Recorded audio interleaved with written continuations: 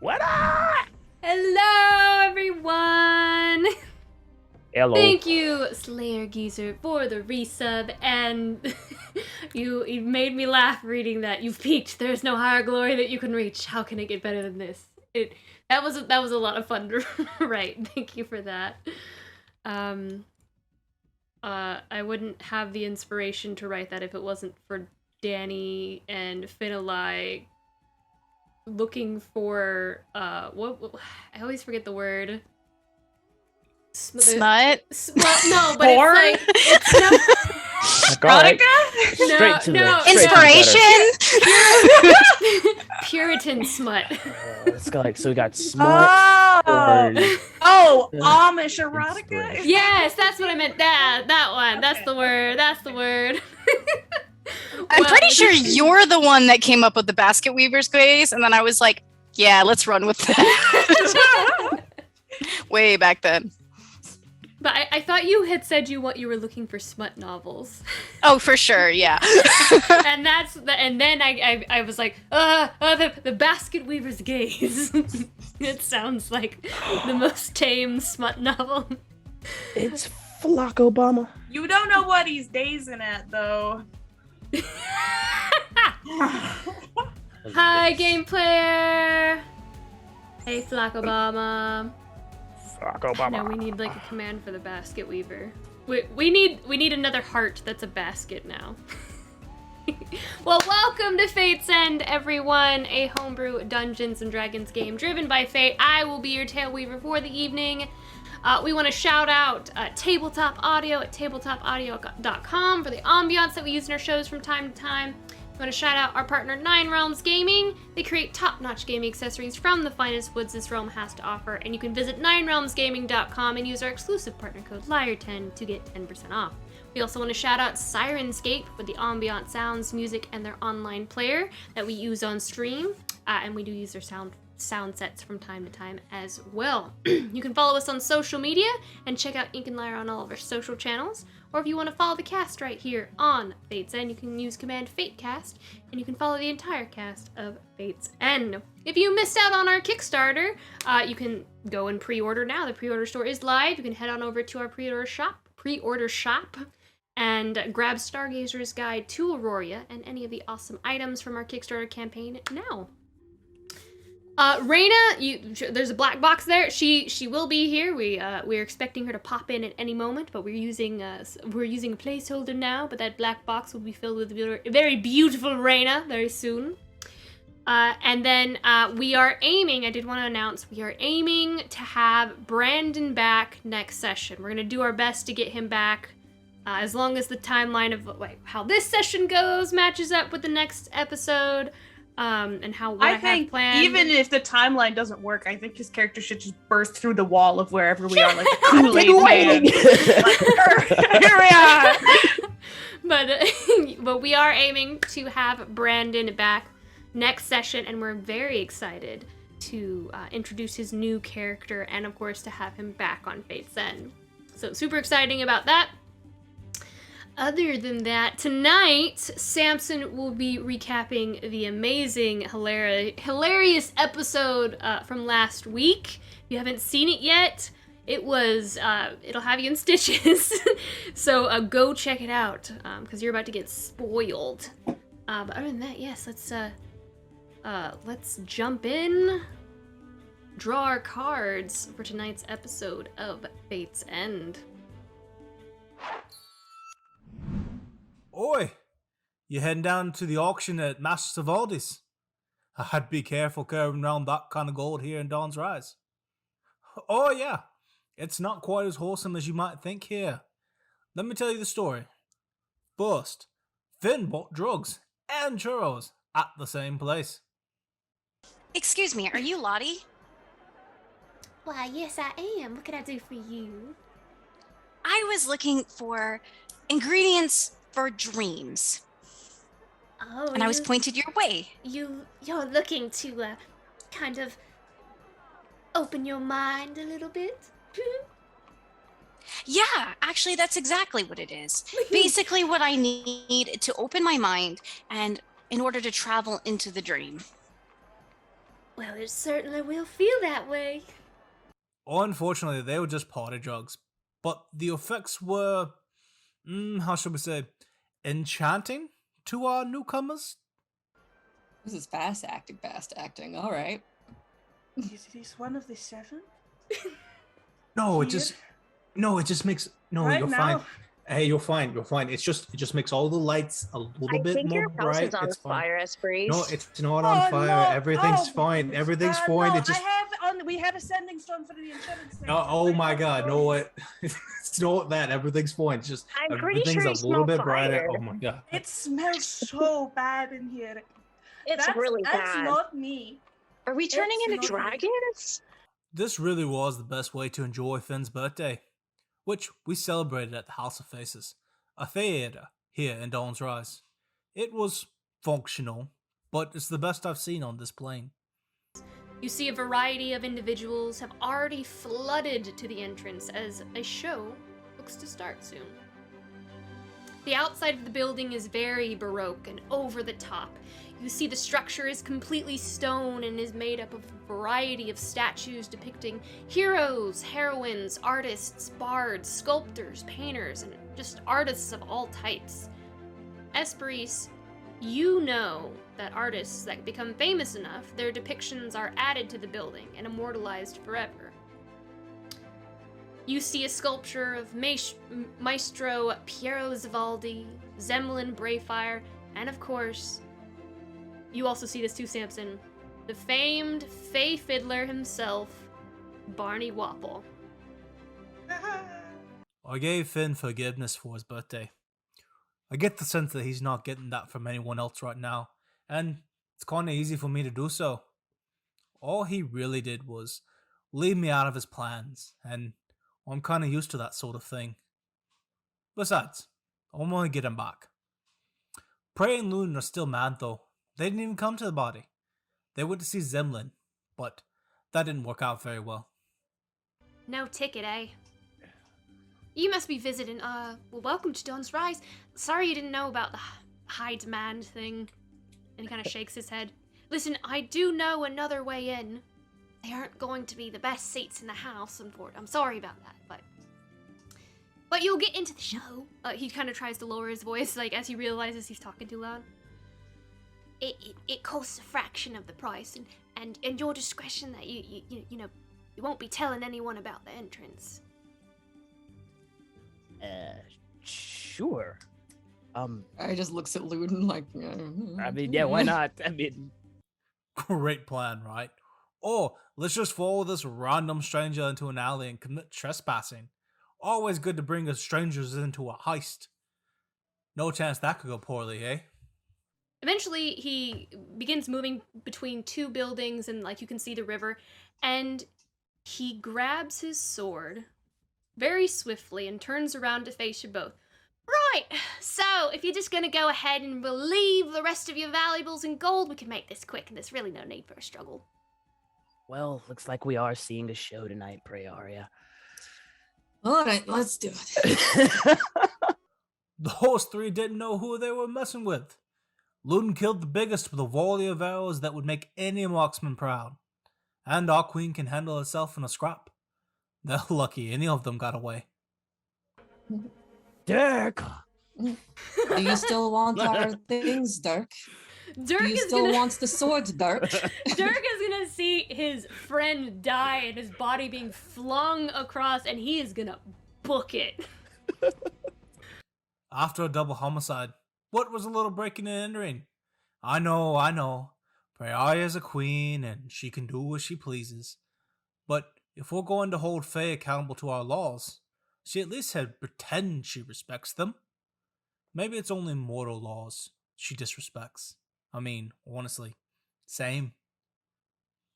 As they You're walk already towards the doing back. crime. Just break through a window and crawl into the theater. Go all in. That is true. Voice of high Esperis in my head. We could just commit more crime. Okay, let's commit more crime. Oh, Yeah, well, first yeah. I want to wash off in the river, and then we can crime. Yeah, do whatever crime is required so that you're not found around these dead bodies. You should probably not be around the dead bodies. In the end, they escaped without an interrogation or suspicion, but I received no such quarter. We were going to visit Symphonia, and the party wanted to know what I did to make her so angry. Samson pissed her off some kind of way. We don't know how. I don't know. That makes more sense. Okay, the catch. What do you mean? What did you do? It wasn't so much as it wasn't necessarily something that I so much did. It was just so Symphonia composed this amazing sonnet. It's very famous where we're from. I own all the royalties and I get all the money from it. And she's not happy about that. Look, it was for sale and I bought it.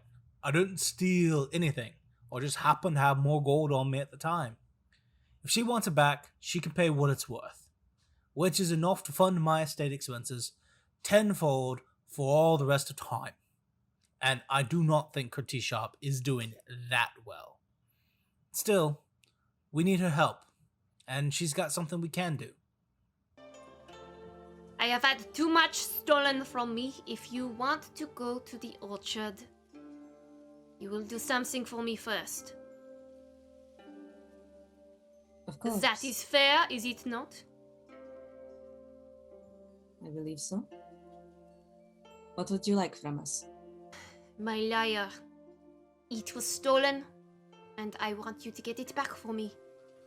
Samson is very good at stealing things. I'm sure that it will not be a problem. All right.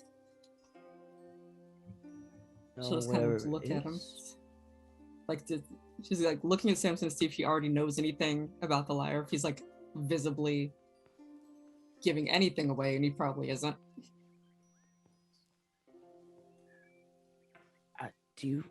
Where is the lyre? One Piero Zivaldi. He is a master artist and sculptor. He is holding a gala tonight and is auctioning off many prized items. I do not know if he plans to auction off my lyre, but I know it is in his possession. Get it back for me and I will help you. I hate to see Symphonia what she can't create. She really is remarkable, and it's a loss to the world if she's silenced. We're getting her that lyre, to right a wrong and help our queen. 2 birds, 1 stone, am I right?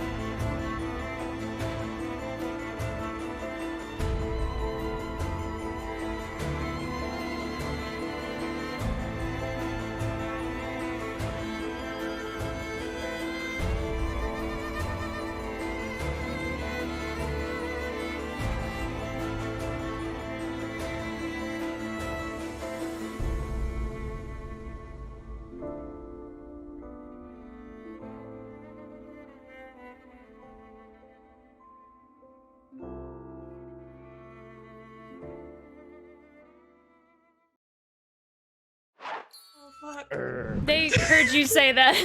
Oh, sorry. Let's get started. Pretty sure they heard you say that, yeah. Well, yep. Welcome to Fates and it's the show where we curse a lot.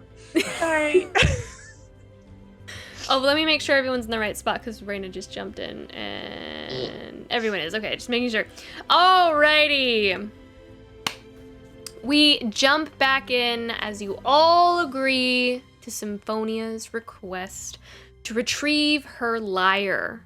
It's been a very tiring day. Some it has been more tiring than others, specifically Prearia and Ludin. The evening is late as it is now, which I believe it's like 8 or 9 o'clock on the clock on our forge here. But yet another task has been added to your to-do list: an auction at Maestro Piero Zavaldi's estate is taking place this evening.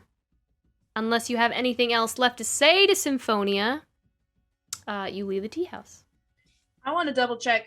Maestro, I wrote down my notes Maestro Zamboni, but I'm pretty sure this is the same guy. He had a full mural or something dedicated to him at the theater that we were all at earlier today, right? Like, he's a really prominent Artist. artist. Yeah. Mm-hmm.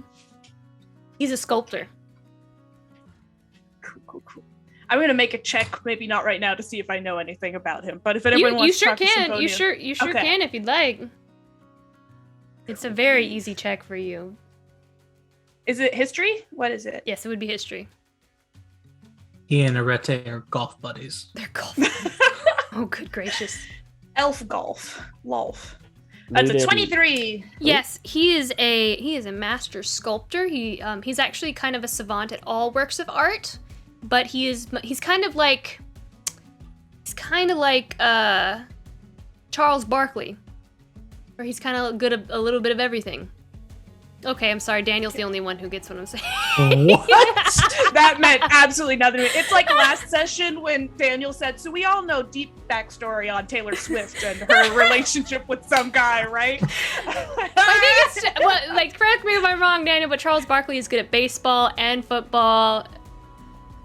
Okay, just forget it. Charles Barkley's only good at one thing, and it's rebounding. And that's it. Okay.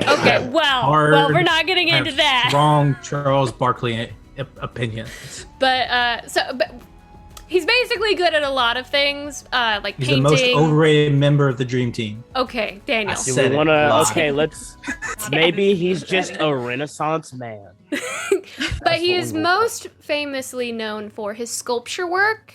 Most specifically, he actually created the sculpture work of the living sculptures in the theater. Thank you. So we have to go to a party. Say bye to Symphonia, and then leave. Bye. Thank you so much for your hospitality. We are very excited to make this relationship work. She just, that sounded so tense, but she nods and you all leave, and she's just kind of crossing her arms, watching Samson as she's just watching you. She's crossed her arms and she's just kind of watching as you leave. With the salt shaker I took back. Well, that sounds well. So do we just have to go buy her lyre back? I think it's that simple. Yeah. Should be real easy. I think it's where's the Rose District from here? Why doesn't she just do that? Well, I don't think she has perhaps all of the wealth that she might have anticipated having at this point in her life. Maybe they won't sell to her. Oh, One of those two things. Yeah, I'm sure it's one of them. Or it's not her liar. Everyone make a... Samson, you would just know this. Dryads can't really leave to... Like, they can't leave very far away from their tree. Oh, yeah. She can't really leave the tree. I mean, she can Like, that's wander kinda- off from it, but... Look, she's a magical creature. She's not exactly free to...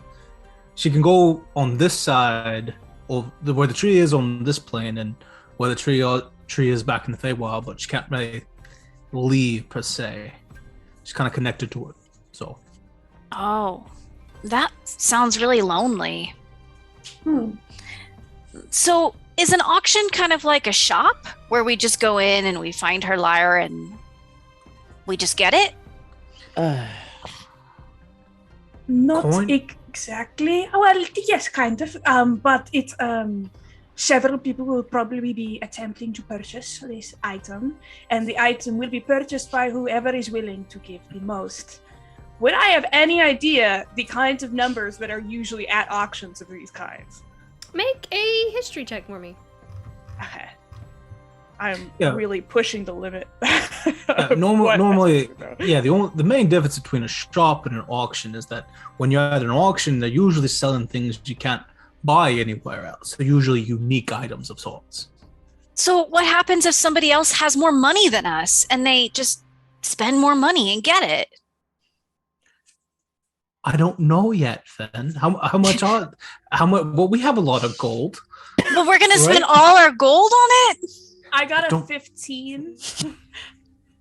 These, I mean, you know people in the Rose District. Maestro Zavaldi is a very, very wealthy man, just like your father Arete is.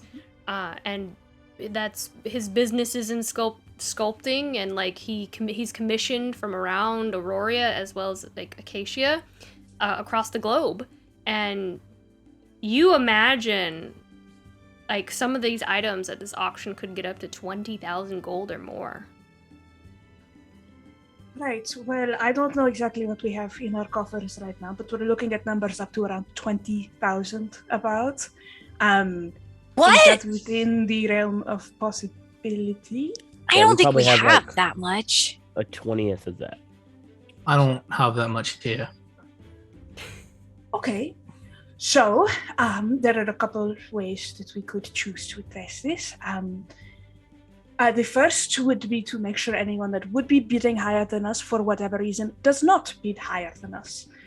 And there are a number of ways that this could happen. They could simply choose not to bid on that item, decide it is not worth the money, or they could, for whatever reason, not be present to bid on the item. So that's an option.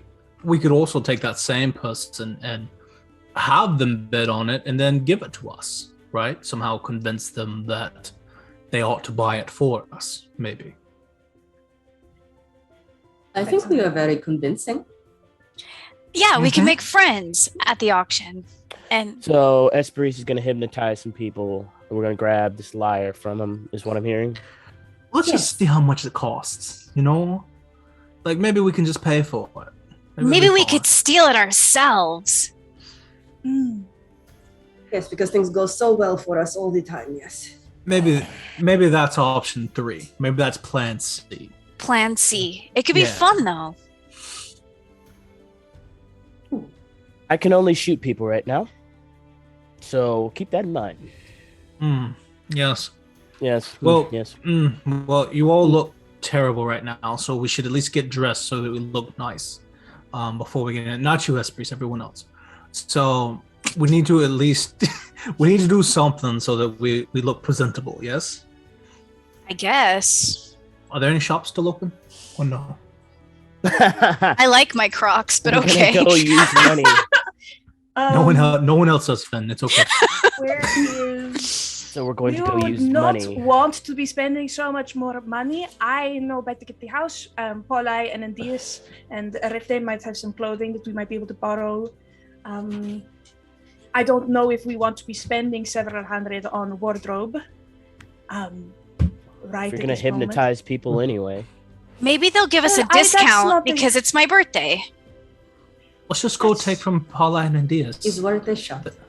Yeah, at Two least of that way you we'll can fit in. magically wear whatever you want, and you did this earlier that evening, so that is an option. And 2 of you just bought all new outfits. Are they formal? Maybe it's not formal enough. Yes.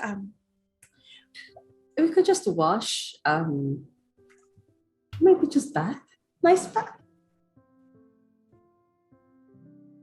Let's It's just not go- bad. It's not The worst. Either way, I let's am walk dripped and out. talk.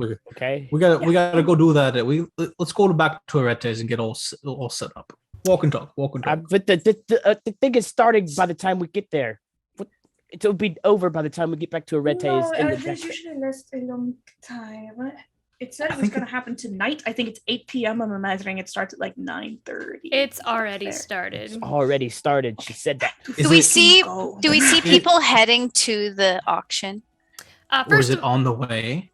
So Esperice's house is in the Rose District. Oh, of course it is. Yeah, so it's like next door. Her We'll just castle. stop in on the way. The island of Esperice. I got you. Thank you for the raid, Dire Bear GM. Oh, jeez. Okay. Let's just head on back. Let's just go get dressed and we'll head on back. Whatever. If I see somebody pass by in like, I don't know, fancy clothes, I'll just copy them. Honestly, same. He just looks over. Boop, boop, boop, boop. So, are you going back to the House of Arete? Island Arete, yes, that's right. Island of Arete. All right. So you all make your way back to Esperice's home, and upon entering, you see Esperice a few servants rushing back and forth up and down the stairs with bowls of water and like cloth. I'm gonna ignore that. They look like they're in a hurry. What, you gonna ignore that? I don't say that out loud. I'm just, let's go get you some clothes. Do you think the house is still on fire? It's like, hey, Esperice, what's going on? All right. Why don't you two go? If you can flag someone down, we're limited time scale, so go grab some clothing. I will check in with the staff to see. Where am I supposed to grab the clothing? I am sure. Arete's closet. Cecilia? Cecilia? Yes, Mum. Hi. Well, how are you this evening? Are you doing all You right? hear in the distance coming from upstairs. Bring it now! Bring it now, Cecilia! Oh, go ahead. Go do what you have to do. It is Andias. Her face is very, very red. Oh no. Of course. I'm so sorry. Of course, do what you must do. Oh, red. Wait, how red? Like really red? It is, it looks like scab and peeling, and it is very, very unsightly. And she is panicking. I should probably, she's going, yes, I need to go. Thank you so much. And she just rushes off with like a bowl and some like salves and some other like servants just rush off behind her. And you just hear,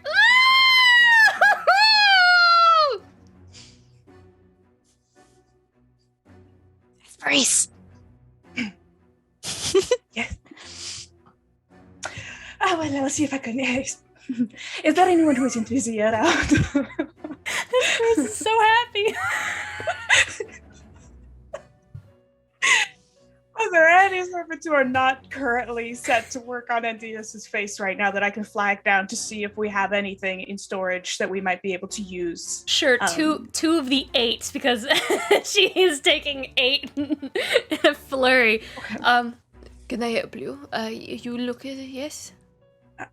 Yes, thank you so much. Luden and Priaria are looking to perhaps borrow some formal wear for the evening if we have anything. I believe some of my old wardrobe is here, and if Arete has anything outside of this season's wardrobe, obviously, but anything that you might be doing. But of course, I will go and I will, and he kind of claps his hands and they come over to you and they begin measuring each of you to try to match up like the fits as best they can.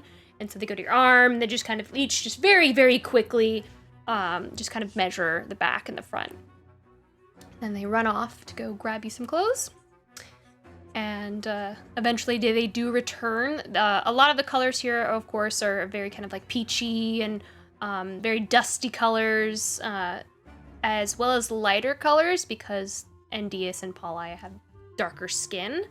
So those of you with lighter skin are gonna maybe probably look a little bit more washed out, but they are nice clothes. They are nice clothes. Ludin, you should wear the peach one. I will wear anything but the peach one. So this is clay. Clay. Okay. It's just And a he will- darker peach. It looks lovely, thank you. Okay. Let's get this over with. Okay. He'll grab it and go into another room, I guess, and just start stripping down and changing his clothes. You all In the hallway. In the hallway. Whatever. He's a Sorry, we'll Renaissance just pick man. something. Ludin's not shy. It's just he doesn't want to go to a party. He's socialed out today. But whatever. The Prairie's been stabbed. She's just gonna pick something. Okay. We good? You look fantastic to me. Yeah. Thank you, Esperis. Thank you. It is quite different from what I am used to. It's very comfortable. Like, it's silks and satin, so it kind of slips and slides on your arms and your legs. It's almost like if you've ever worn, like, silky pajamas, you just kind of feel like you're sliding in your bed and you're just moving all the time.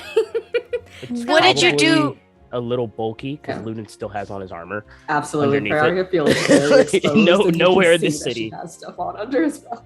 Oh, Yeah, you do? there's Nowhere in this city we're going without armor on You're anymore. wearing your armor underneath these clothes. Yes. Even if it stretches. What did you Prairia's is do? like leather, so it's probably less noticeable than Ludin's. What did you do with all the stuff that was in your pockets, Pray? Oh, I kept with me what I could, but the rest is in my room. Do you think we should take Snog to this? Absolutely No. not. Let's leave. No, I don't think Snock's in here. He's not here. He's not in here. He's Could not here. We should enjoy go. it. Okay. No, he won't. Come on. All right. Snock has no Esperis. money. Our money is Snock's staying money. in her holy vestments and going to the gala. If y'all find God, you never have to change your clothes. I'll kill him and then I'll be fine. All right, so we're all dressed up and we're ready for a party. Woo! All right, so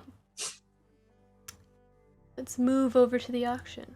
Oh yeah, this I'm gonna- music is I'm gonna go with definitely not something chaotic like- enough. Oh, in this scenery, I'm going with something like a dark purple again. From my Massey's lavender flowers. It's gonna be great. I'll change my suit to clay. All right.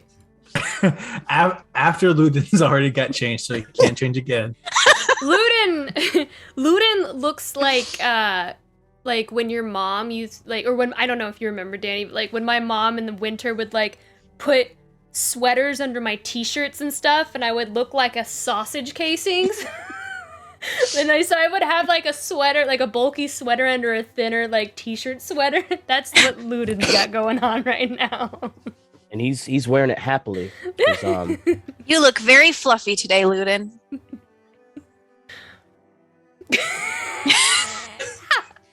Okay. I'll make your way to Maestro Piero Zavaldi's estate in the Rose District, just a few homes down from the House of Arete.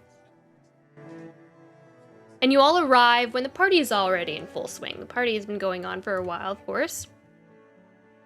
You see the gated front courtyard is filled with a variety of sculptures that are moving. They're bowing and curtsying before the guests. You see the rocks kind of shifting as the sculptures move within the structure of the building, and they serve guests and bring items that they require. You see many of the guests are relaxing in the courtyard, lounging near the reflection pool, and you take note as a variety of other artists seem to be kind of like invited as well. You see a variety of artists. They look to be busy kind of capturing the party in various locations, angles, and styles throughout the estate. You see someone with a canvas, someone that's kind of sculpting clay of a woman lounging, near the brook and the pond, and near the lily pads, and you just there. This just it's a very artistic, stylized party, very very reminiscent of Maestro Zavaldi, and so you see those kind of peppered all throughout. You also see 4 house guards that guard the line of and kind of line the fence, and then 2 of them are at the courtyard gate as you kind of approach. I'm going to offer an arm to Praeria to escort her in if I can, just to be super formal. Yeah. She will take the arm.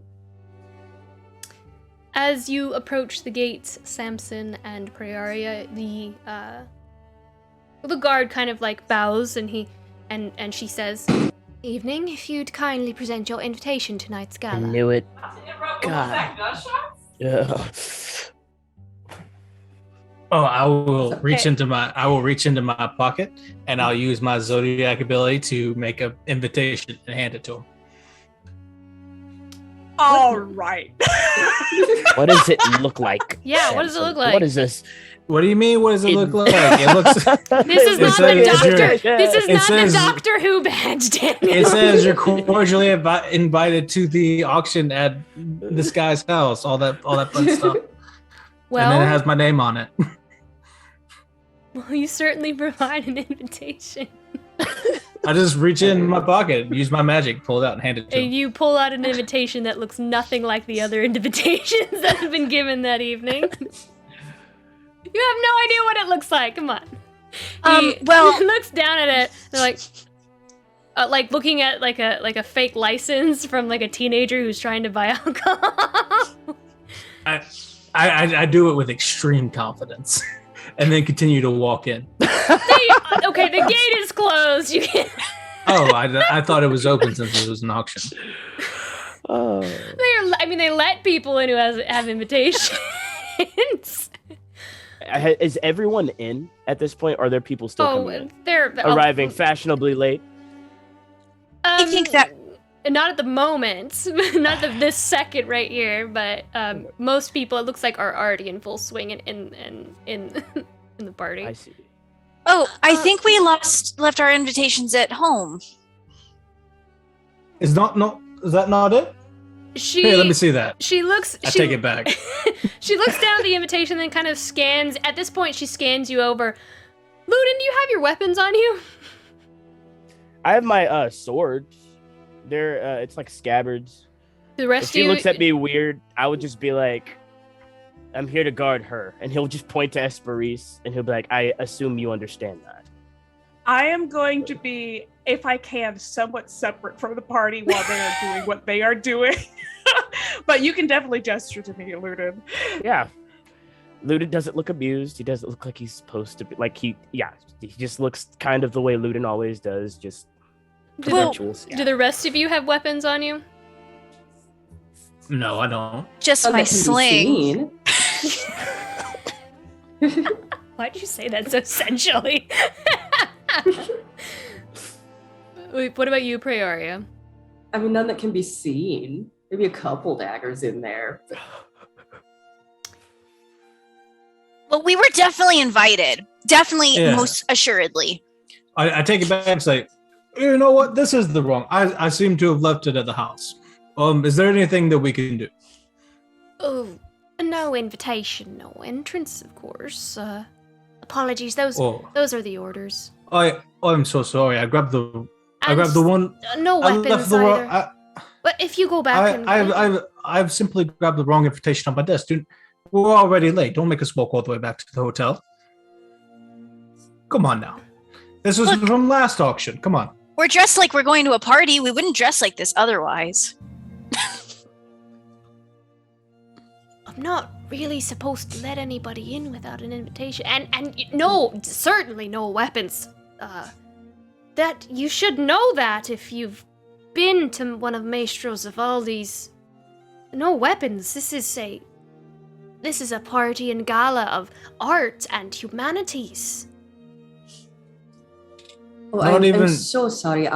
My friend, Riza, did Arete mention anything about? I'm sorry, I was not paying attention when he told us about the event.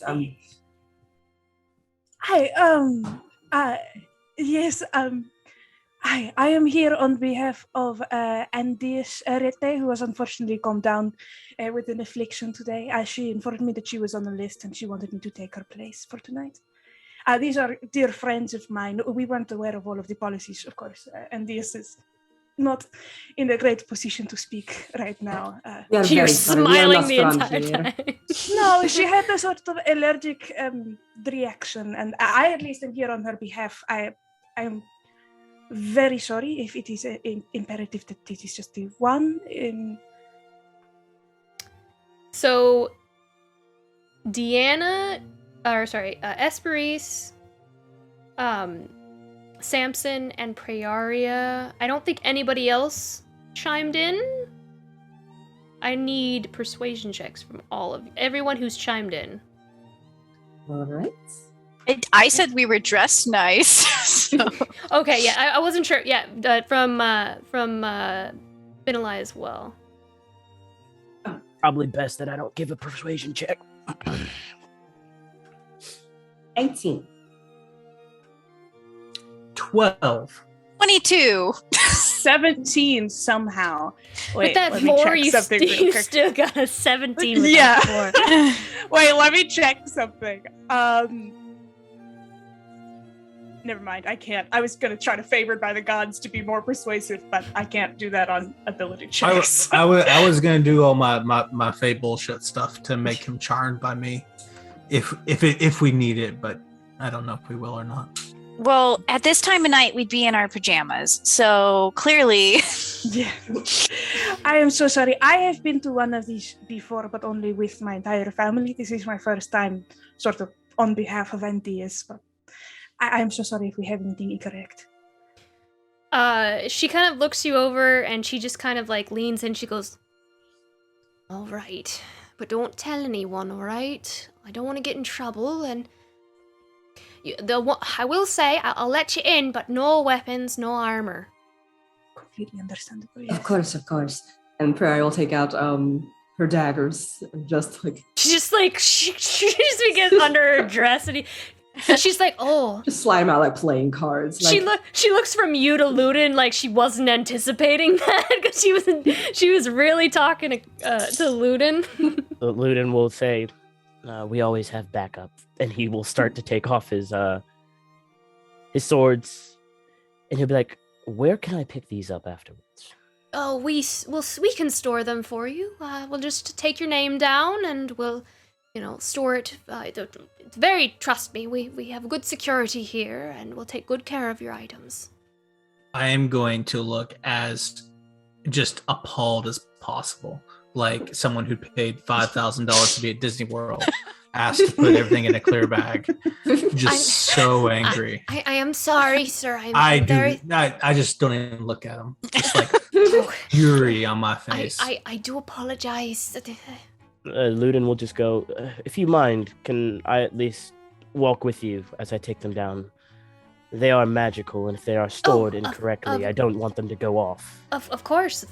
And two of the guards go with you to there's kind of like it almost looks like a guard post like in Britain where they kind of stand in it when it rains. I don't know what they're called.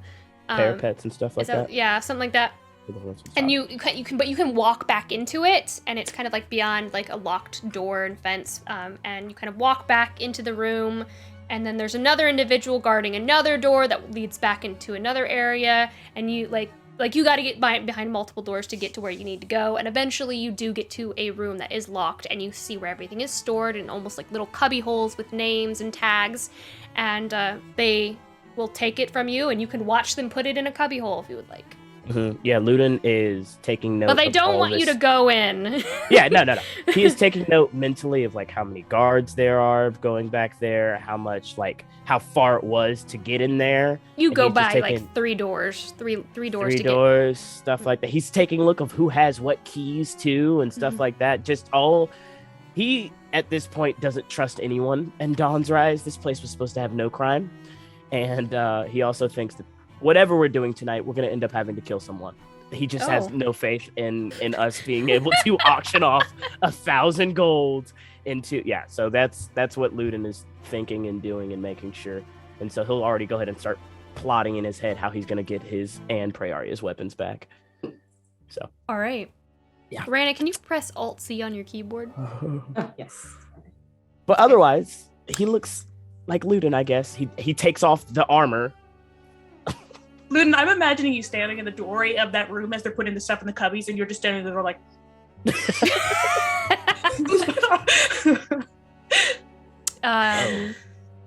You drop off your items, and you're brought back. He'll stand by Esperise to still put on the idea that he is her guard. Thank you so much. And you enter the building, and you kind of enter the home and are led past an extravagant foyer to a connecting greenhouse, and like the entirety of the walls and ceiling are paneled glass between dark moss green metal. The plants reach up to the ceiling, and the greenhouse is yet again filled with more statues and sculptures. And you all notice a roped off section within the greenhouse with various items resting on pillowed pedestals, and then each of those pillowed pedestals is guarded by an individual attendant with a ledger for approaching bidders. And then the rest of the main floor, you see a formal ballroom with some guests dancing, various artists again peppered throughout, capturing moments on canvas. And that is what you see.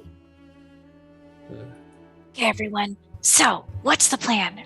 Are we trying to figure out who's gonna buy the lyre?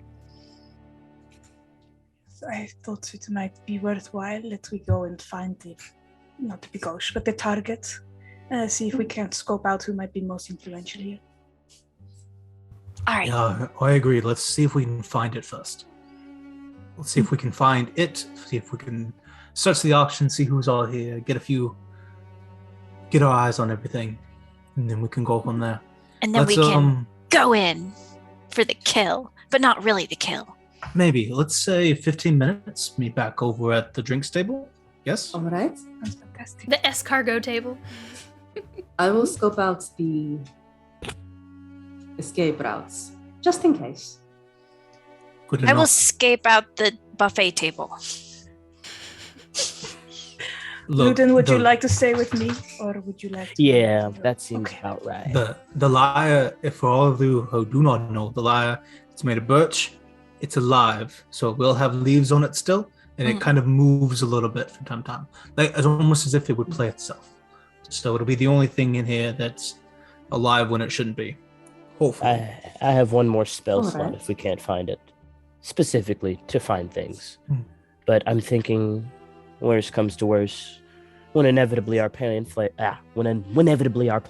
to buy this thing, we might be able to steal it from whoever does buy it. So, I have just the plan on how to find it. But I think the idea is that they are selling it, so hopefully it will be visible. We'll start with that concept, and then in 15 we'll meet back up if that's not the case. All right. All right. as we split up, Who we starting with?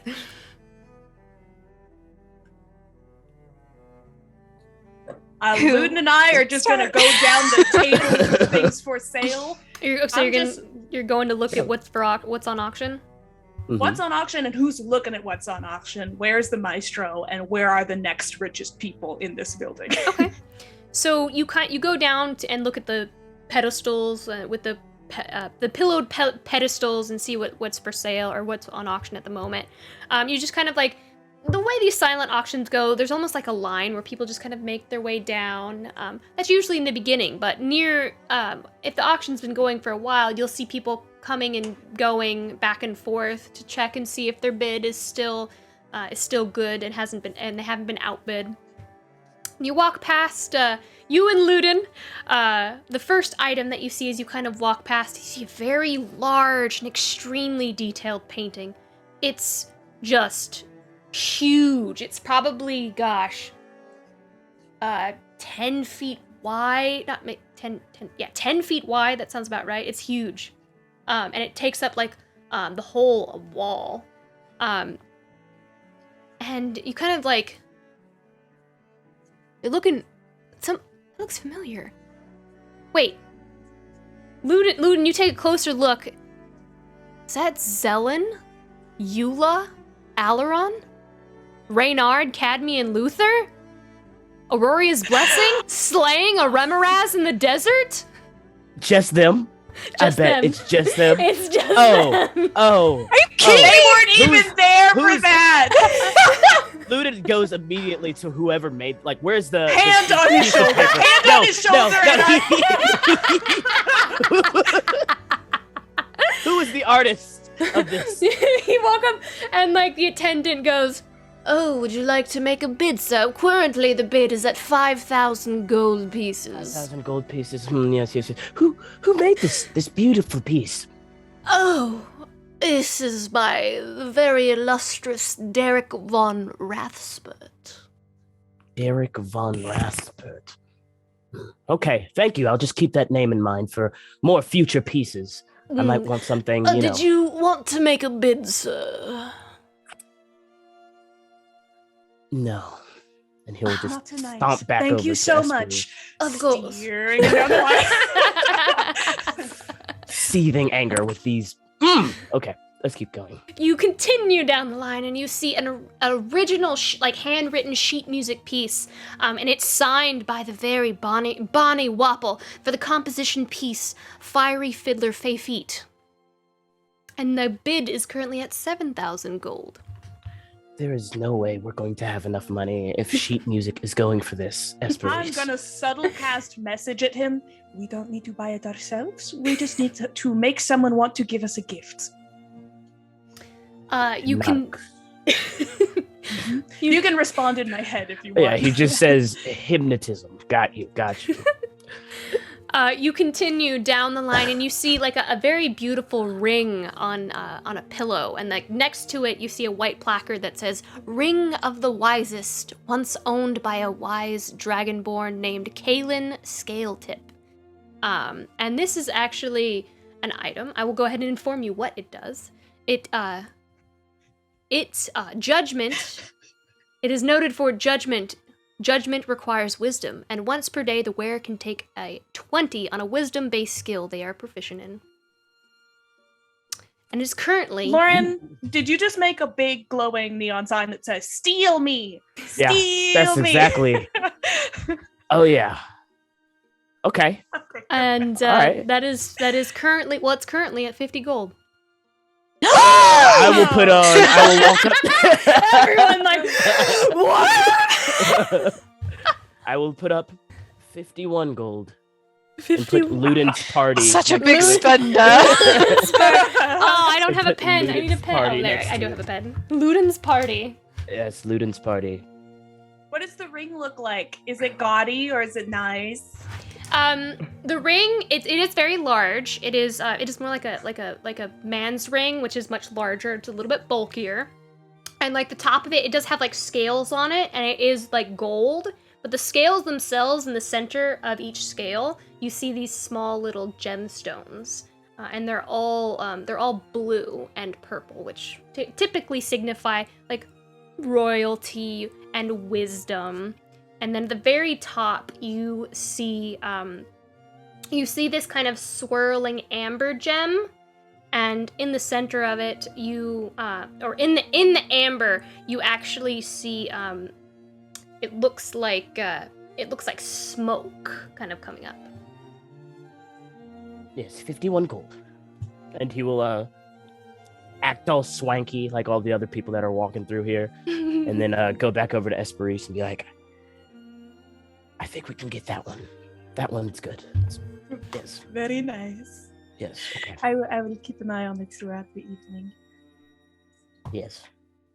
And lastly, you see a birch harp sitting on a pillow, and the harp kind of curves around, and you see it does depict a beautiful ginkgo tree, and fresh, vibrant yellow leaves kind of grow from the top of it and trickle down onto the floor, and it's actually currently playing by itself. But the song sounds very sad and melancholy. Samson. What? Ludin will walk over to it and see first out how much is it. You check. Are you looking to place a bid, sir? Just trying to see how much it costs for right now.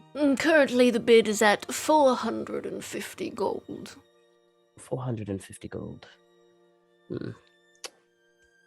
Well, what do you think, Esperis? 500 gold might be worth this lyre?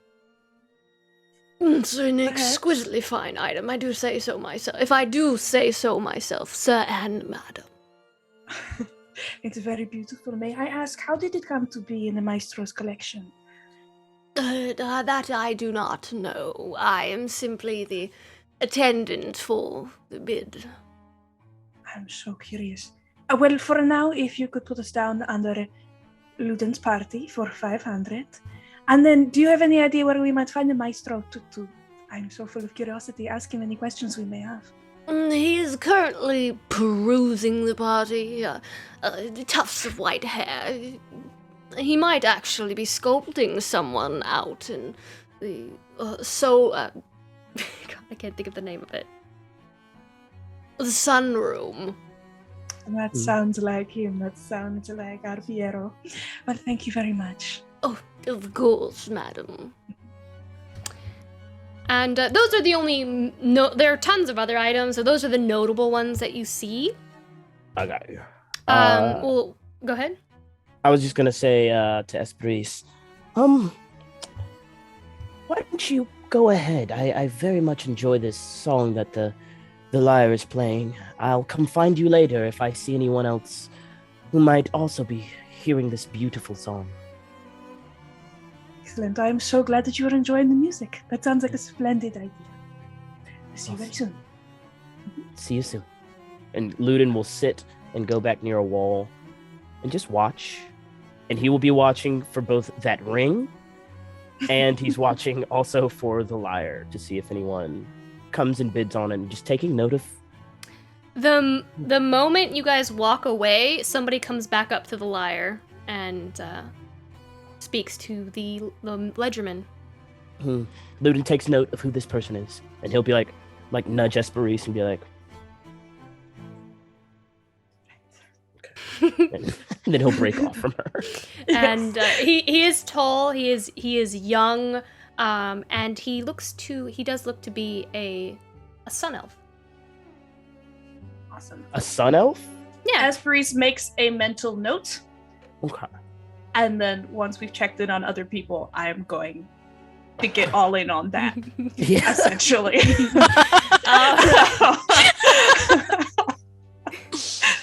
All right, Samson, are you by yourself or is someone with you? I'm just by myself. I was going to go see what the tables were like and quickly walk by them, see if I could spot it, but we've seen all of that, so I will. I just want to look around the party, see who's here. Is there anyone interesting afoot? Sure, make a perception check for me. Great. I'm great at those. Nice. That is actually really great. good roll. A total of 20. Dirty 20. Oh, you're actually not good at those. Wow. But a dirty 20. No. A dirty 20 is good. You do see a lot of very well-dressed individuals that, with your passive investigation, it's very easy to tell that they have money. And they are regularly passing to and fro from various tables, making additional bids on different items. I don't think you would know some of these people. You actually do see Gordy Fibblespod. He is here. You also see Pauli. Pauli is here. And then you see another individual who seems to be kind of like watching with your dirty 20, watching from a corner that's kind of darkened with like their hand underneath their nose, just watching very closely. They seem to be kind of over by where the ring is. I double check. Is it just Luden, but looking like sulky? No, it's not Luden. Luden's in the other corner. Luden's in the other corner. You do notice this. So it's just two brooding figures. Okay. All right. Well, I want to. Who's Gordy again? Go out. Don't you remember? I don't remember Gordy. Who's Gordy? You could always go up and say, "Hey, don't I know you?" Oh, Come on, okay. do No, it. Come I on. don't get it. I don't get to say it. Okay, I'm gonna go talk to the broody. Make it. Nah, I don't even want to now. I don't even want to now. I'm gonna go talk to the broody. Do person. it! No, I want you to go talk to. Nah, forget it. It's fine. I'm gonna talk to the broody person. Oh no. I go over there and I approach the skulker in the corner and I say, hello, fancy auction we're having here. Yeah. It is a fancy auction. Okay, cool. And who might you got anything you got your eye on right now? I got my eye on lots of stuff, but that ring's looking pretty nice. I bet it is, Toby. What was your name? I'm sorry, I forgot. I asked you first. Just Sam. Sam. Yeah. Name's Donnie. Donnie? Yeah. Very nice. You can call me Can I Donnie Betteltake. Call me that. Love it, Donnie. Hey, have you got? Can I get you a drink? You look like you're wasting away over here. I raise my hand to a servant to have one come over. A servant immediately. You see like a sculpture come out of the wall towards you with a platter and brings a couple glasses of alcohol. I take two and hand one to Donnie. Donnie knocks it back and just puts it back on the tray, and the sculpture's just kind of like taken aback a little bit by his manners, and he's like, sorry. And he just turns the glass over, like, because it was upside down. Like, he knocked it down, but he turned it back over so it's right side up. Sorry about that. I am loving your vibe right now. So it seems, what are you doing over here? It seems like you ought to be dancing with some of these nice folk in here. Nah, it's not my style. I'm not really a dancer. I'm more of what would you call it? A purveyor of beautiful and fine things. I mean, we're all here at the auction, as you might say, so that would stand to reason. Wise man. Yes. And what am I owing the pleasure here for this company that I've been given this evening? Look, I just want to look. You just seem like the most interesting person over here, and I just wanted to figure out how much you were being paid. Is all.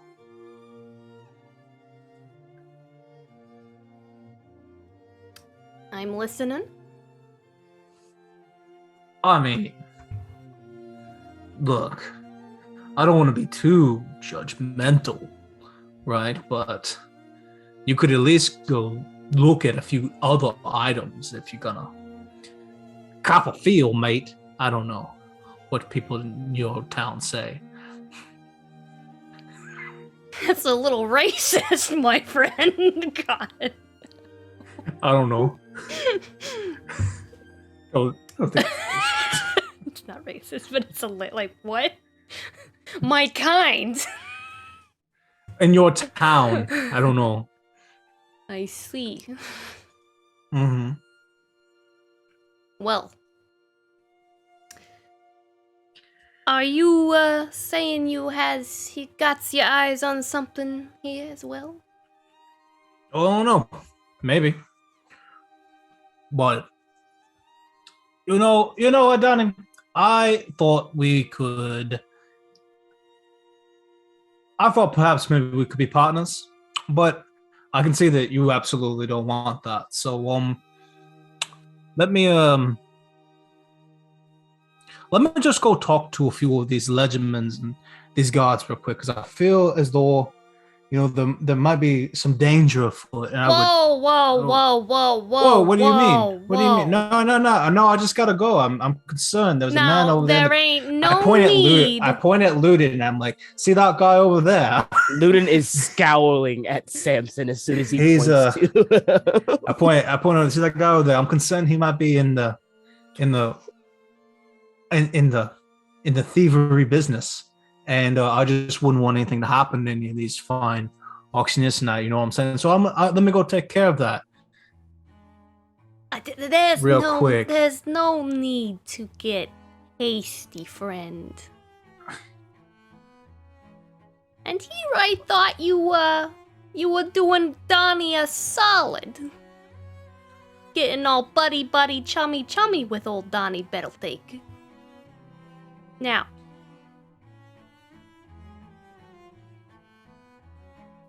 Look, Donnie. I don't believe I'm picking up what you're putting down. What you trying to do for me, buddy?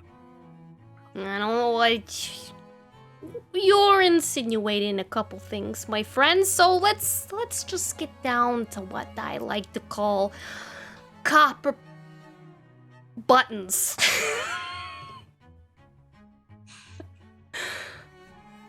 So, I am very interested in that ring. Now, I know it sounds like you're interested in a couple things too. I could possibly swerve some tips in your direction, my friend, depending on what it is that you're looking at.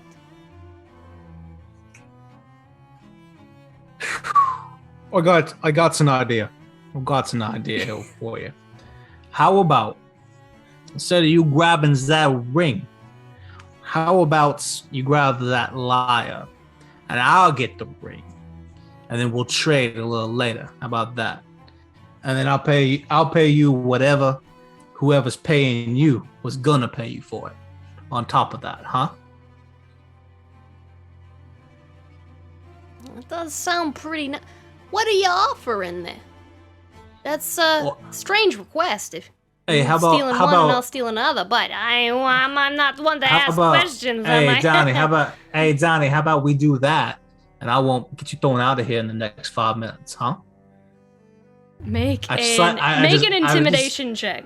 I am going to do my Fae thing. Of course you are. So he needs to make a wisdom saving throw. All right.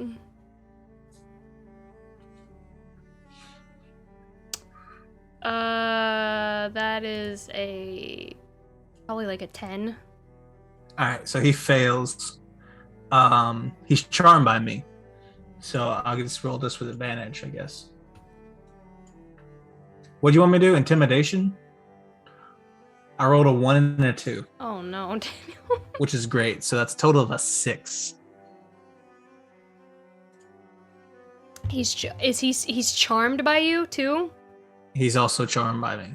What does that mean exactly for me? He's just charmed. It means he's charmed, but I have advantage. He's charmed, I just have but advantage on checks. Okay, he's charmed, but he's not intimidated. I guess that's what we're getting at here. He knows that old Sammy wouldn't hurt him. They've been friends for like nearly 20 minutes now. All right. So, I'll get the lyre. It's gonna be a little bit more dangerous to get the lyre, and it's gonna take a little bit longer, and you get the ring. Yeah, that's what I'm saying. Alright, so here's the thing on the ring. That one right there, who's the legerdman right there, I slipped a little bit of something in his ale. Now in about, I don't know, maybe 15 minutes or so, maybe 30, depending on his constitution, his little bum's gonna explode like Mount Vesuvius. Which is gonna give a nice little window for you to sneak. And he kind of like, he's gonna make a sleight of hand check real quick. Against what? Ooh, that's a natural 20. And he's gonna say, now I slipped a little something in your pocket. It's a replica. Now, the thing about me when I do business, I don't like to get caught. Now, the bidder's gonna get a ring, but they're not gonna get a ring, if you know what I mean. Yeah, how about this? How about you let me handle this, Donnie? And how about you just meet me at Barbucks after this, okay? All right. Well, you got it. It's in your pocket. It's a fake ring. You know the drill. And I got you. And just so we knows here, you mentioned extra payment for this service. What are we talking here? What are we talking? I already told you. And then I kiss him. And then I walk you away. just kiss. I just kiss him. And then I walk away. Alrighty then. Did you tell him how much money? I told him I'd pay him I'd pay him whatever he was gonna get paid to swap with me. Yeah. I would like to meet Samson at a party, because it seems like the experience is he comes up, says 5 different things to you, kisses you, and leaves, and you'll never be the same. Look, I just don't know what he wants. Look, I just don't want him going back on our deal, you know what I'm saying? So now I got some. All right. Danny's muted, but I imagine it was awful. Donnie will be thinking about you for the rest of his life. Have you coming back for more?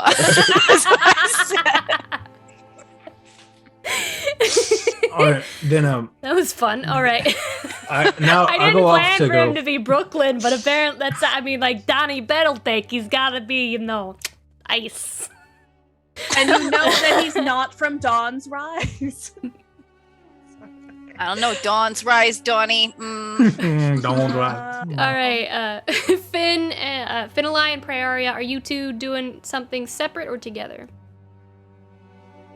I think we all split up, right? So. All right. Yeah, I think we did. All right. So Prey, what are you doing? You are scouting the exits. Yes, she's just kind of slinking around, having a quick peek, checking some windows, maybe. Give me a stealth check and give me an investigation check. Okay. For 2 different things. Right. Really good. You are a shadow in the night. Come on. All right. So as you're kind of investigating the area and looking around and keeping an eye out, the greenhouse has French doors that surround the entirety of it, and they're all open and they lead out into the courtyard. There are plenty of openings. It's not cramped at all. There are plenty of exits on that side. There are plenty of open, the entire first floor. There's so many French doors just kind of surrounding. It's a very open concept house, where it just leads out into nature. So there are plenty of exits in your kind of moving around with your stealth and investigation check. You overhear some gossip. Ooh. Oh, do you? Her giant ears just kind of perk off. You hear, did you hear Lucius Rodolfo Brigsby? His wife is cheating on him. You don't say. Oh, she'll be mad as a hatter, she will. And so you do overhear that. She's such a jealous type. Oh, we mustn't say a word. We mustn't. No, don't say anything to anyone. You know how word travels so quickly. I wouldn't want to disrupt the party in any way. And No, we would not. And that is what you ascertain from your investigation and stealthing. Interesting. She will then circle back, probably to find Esperise. You're gonna find Esperise hanging off the arm of a sun elf here. But let's do Finn first. Okay, I'm gonna lie to this man. Excellent. Finali.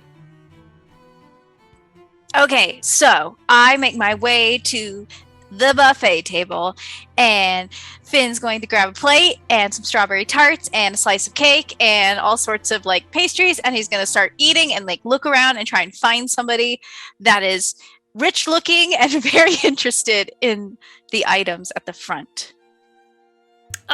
You do see I guess with your passive and I'm pretty sure you have high passive investigation. Let me look. I'm sure I do. You don't. It's I think it's high enough for this. So again, everyone is rich here. Everyone has everyone is dressed to the nines. And like you do kind of see as you're kind of like watching, you do see one individual in particular who is making bids on multiple, like a lot. Usually you see a couple rich individuals kind of going up to one, like they have their eye on maybe one or two, but you see one individual as you're kind of like stuffing your face and just scanning the crowd and just watching and hunkering down. You see one individual who is going to, like, gosh, like you lose count of how many different ledgers he's going to and bidding on. Okay. Finn will walk over to him. What's he look like? Is he like an older guy or? He is a slightly older gentleman. He's probably in his 60s. He looks well, I guess 60s for a God, my brain. Elf. No, it's not an elf. Not an elf? No, it's not halfling. an elf. No. Oh Dwarf. my God, what are Goblin. they? Dragonborn. No, it's not Let's throw races at her. Oh Centaur. my God. Human. We'll just say he's a human. We'll say he's a human. We'll just say he's a human. What's wrong with that elf? We'll say because like 60-year-old for an elf. That's not an old elf. We'll just say he's like a graying human. He's probably in roughly late 50s, early 60s. And he is not very tall. He's probably shorter than he's probably like 4'9", maybe 5. He's pretty short. And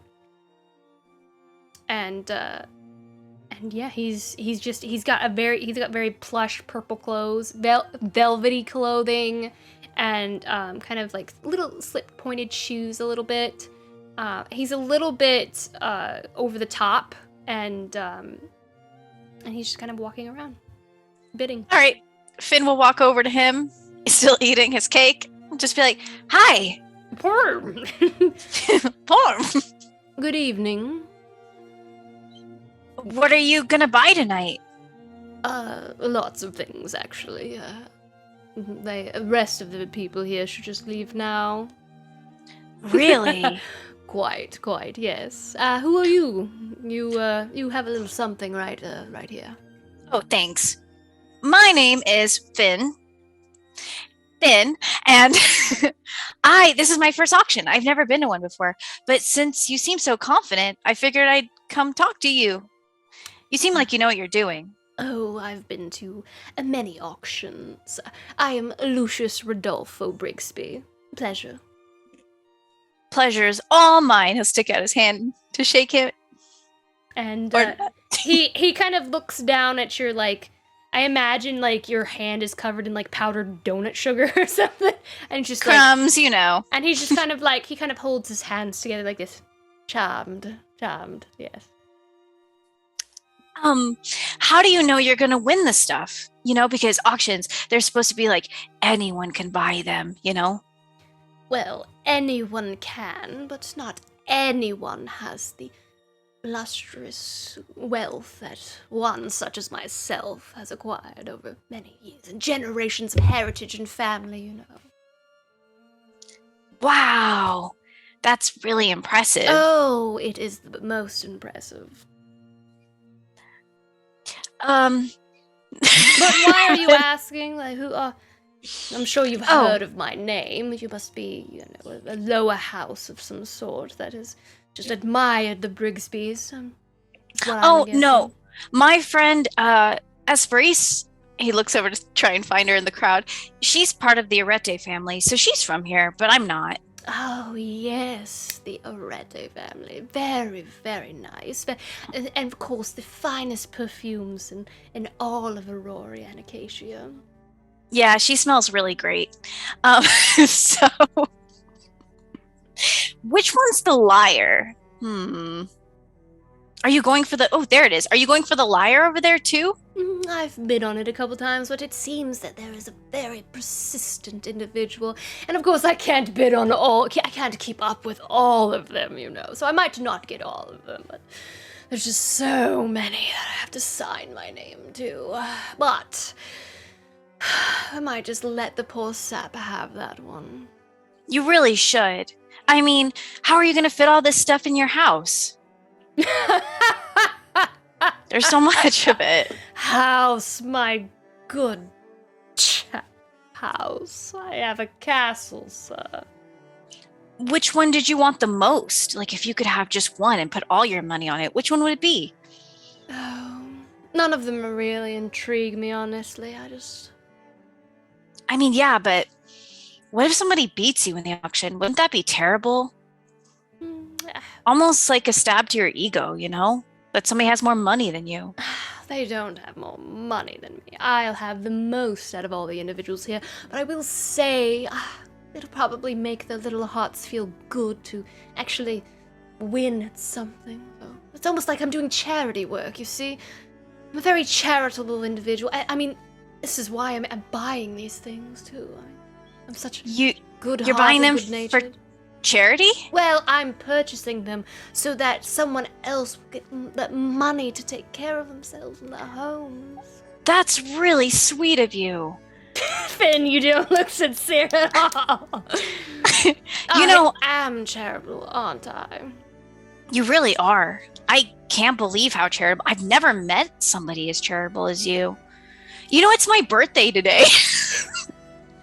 And no one's gotten me a birthday present yet. I guess my friends don't really love me. After all. Make a deception check, Finneline. Okay, you know what? Fine, I will.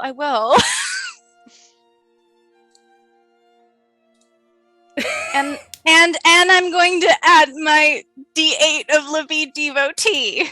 Oh, nice. I'm trying my best. Okay. So that's not bad. 17. Oh, you poor, sad little gutter rat. Oh. Of course, maybe I could get you something. Sorry, Daniel's making me laugh. I am a poor, sad little gutter rat.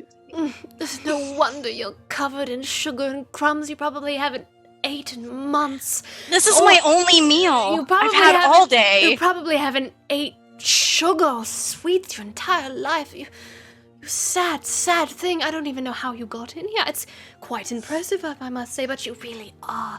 You know, we'll clean you up a little bit. You don't want to... You know, I guess I just really like the liar because, well, I live on the streets, you know? And maybe the liar would be able to play music and cover the sounds of the city while I try and fall asleep. It has been playing a rather depressing, melancholy song that would suit you so, and... It would just suit you so. It really would. It speaks to me. Well, I'll put in another bit for you. Thank you, Mr. Lucius. Oh, I'm gonna try and hug him. Please use my full name, Lucius Rodolfo Brigsby. Thank you, Mr. Lucius Rodolfo Brigsby. You sad little gutter rat, yes. You're my hero. I know. Now, please, these are fine clothes that you're getting your sugar. Now sorry. Go sit in the corner over there and try not to, pee on the sofas. I'll do my best. He walks Leon to the corner and starts eating his cake. I'm doing so great. This is all improv, man. This is the beauty of improv that's happening. We're gonna have to kill him. No, he's great. No, he's my sugar daddy. Leave him alone. He's great. We only need him for the one thing. I cannot wait because all of the people are going to be coming at this thing at the same time. And I'm going to be honest. I had a strat that I was going to use, but do we want to say that we are at our 15 minutes and it's time to meet up? Yeah, sure. I mean, like, holy crap. Oh my god. I'm just dying over here. Alright, so are you meeting up now? I have found a lounge of some kind that I got a drink near the drink table so that I can have it reserved as everyone finishes up their various things. Wow. Well, yeah, Ludin will walk over, still looking at, I guess, all these new people that are suddenly interested at the lyre. Yes, you do. As you're watching Ludin, you do see Lucius. Oh, you don't know his name, but like he walks up and he just like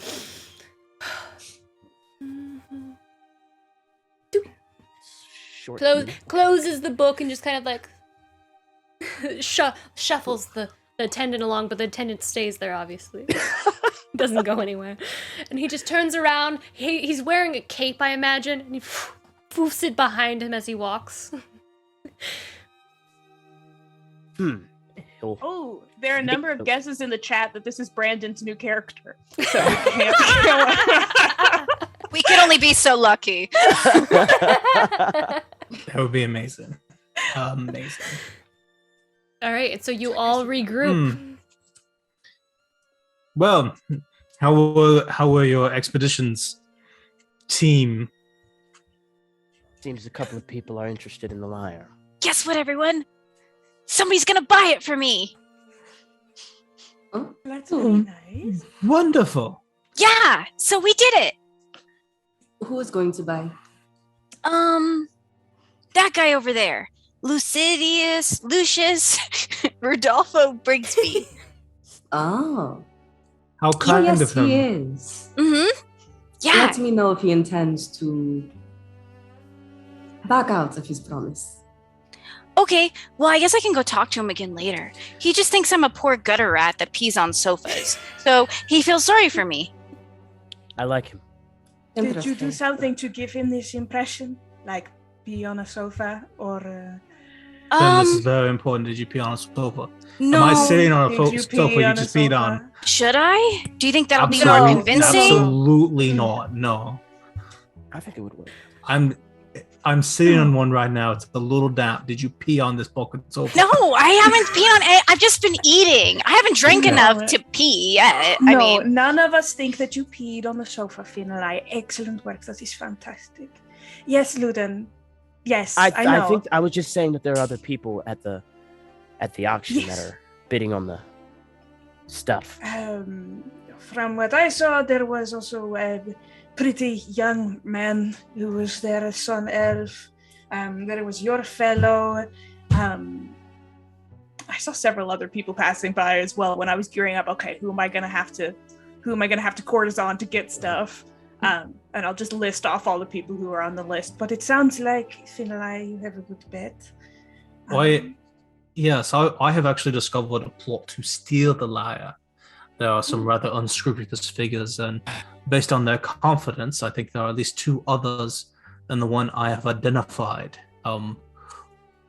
Fortunately, we'll look around and see if he sees anybody that looks suspicious as Samson is saying all this stuff. Steal it? It would be quite difficult to defend against. This place is just open, ready for theft everywhere. Well, what I have done is, if they happen to be successful, I have arranged that if we were to acquire the ring that is for sale, then we could trade the ring for the lyre in exchange for a paltry sum of money. We did make a bid on the ring, Luden and I, because it is not so expensive. At least the last time that we were looking at it, it was 51 gold.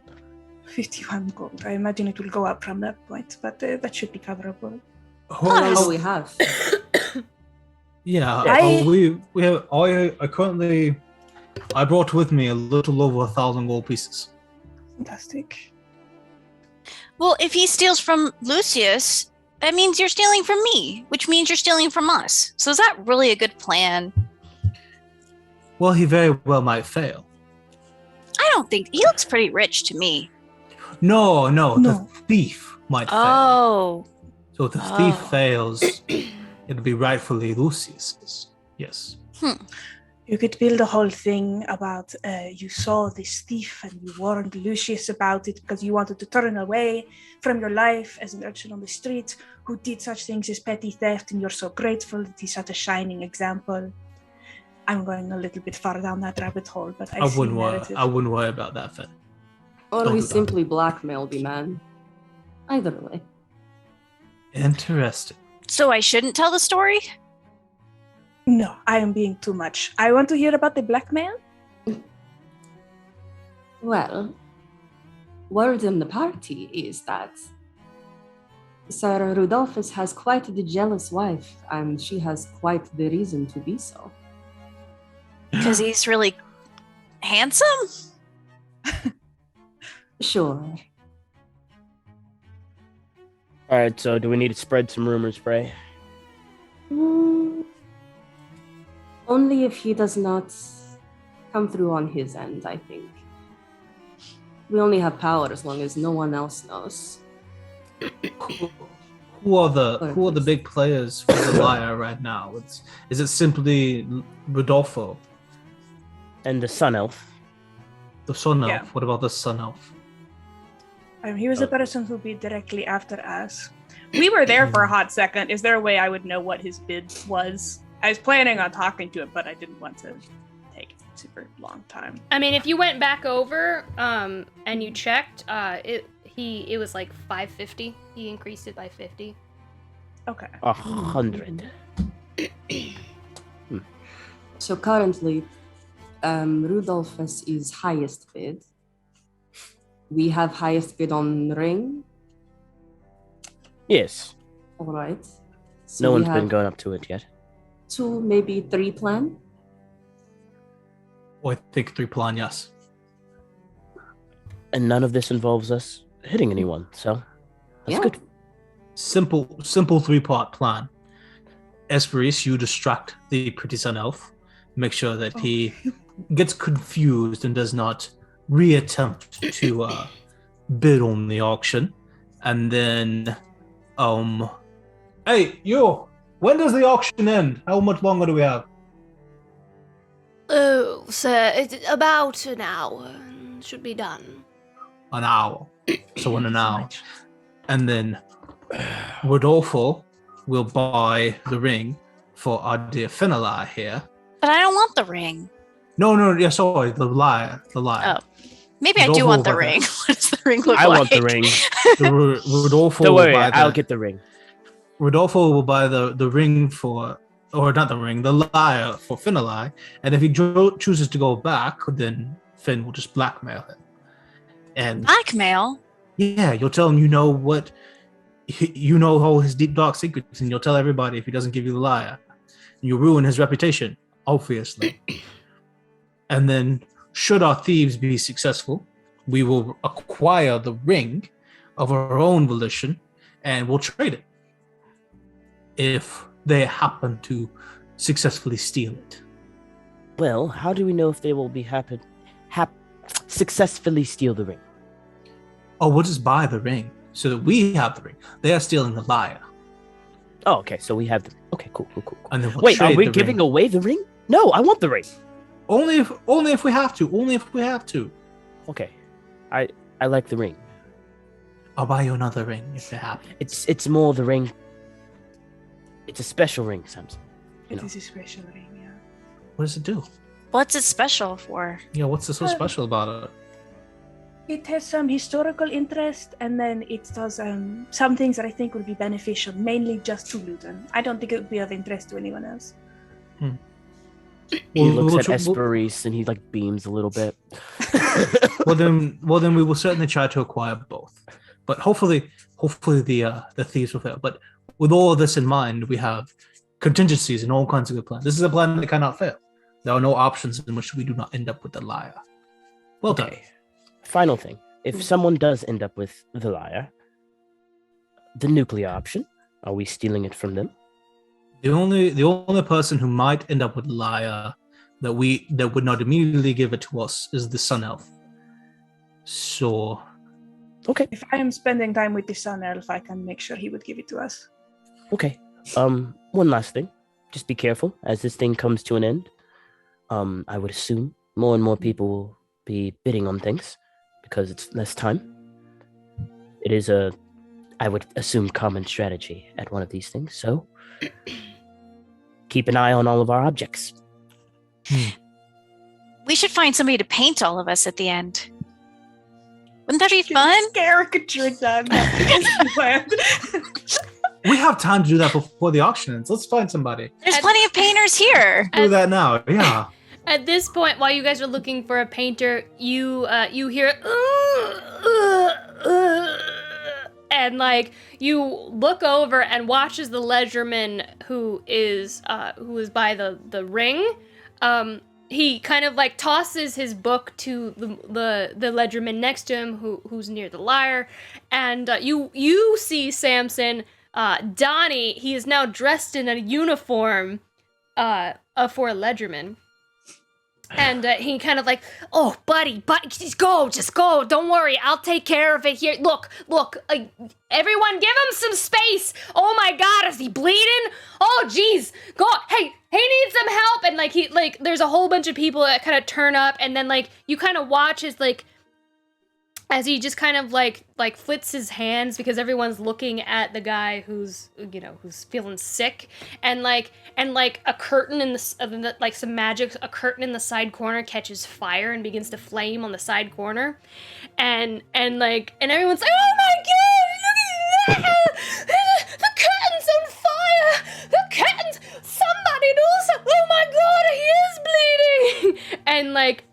And you Samson, while everyone's distraction, you kind of watch while Donnie just kind of takes his cloak and just kind of like, somebody get some help, yeah. And then he kind of like swifts it over the lyre, and Ludin, of course, you see this as well. Oh yeah, 100%. And staring at this dude. And he begins walking very quickly to the other end of the house. Ludin will get up and he will attempt to follow. Yeah. I just casually reach over and cast invisibility on Ludin. Oh yeah, if I'm invisible, I'm dipping. I'm running after this dude. Usually I make you roll a sleight or a stealth, but with the chaos that's going on, you got it. For a city in which there is no crime, there has been a great deal of crime in the last day or so. I think we're a bad influence. A good bad influence. So certainly. So at this point, so he's watching, you're following him, and you hear some guards shout, "Lock down! Lock down! Lock down!" And like, I hate that I repeated that 5 times, but like, and you see like them start like grabbing the weapons and just kind of like locking down the gates on the outside. And Ludin, you're noticing your boy Donnie is looking a little bit stressed because he wasn't expecting this lockdown to happen this quickly, at least. And he kind of like swerves down one of the side gates, hoping that it's not locked, like back gates. And down where like the kitchens are and like the servants' quarters, kind of back, like the back stuff that isn't really typically, seen by company or guests. And he just kind of like he bumps into an individual and he goes, "Oh, and it's a very short, balding man with wispy white hair, and he goes, "What are you doing back here? Shouldn't you be out there?" "Maestro Savaldi, baby! You are absolutely right, but you see what I was gonna do. There's a disturbance. I don't know if you've heard. Why are you back here? That is not of your concern. Why I asked you a question? It was like, you're right. Apologies, my lordship.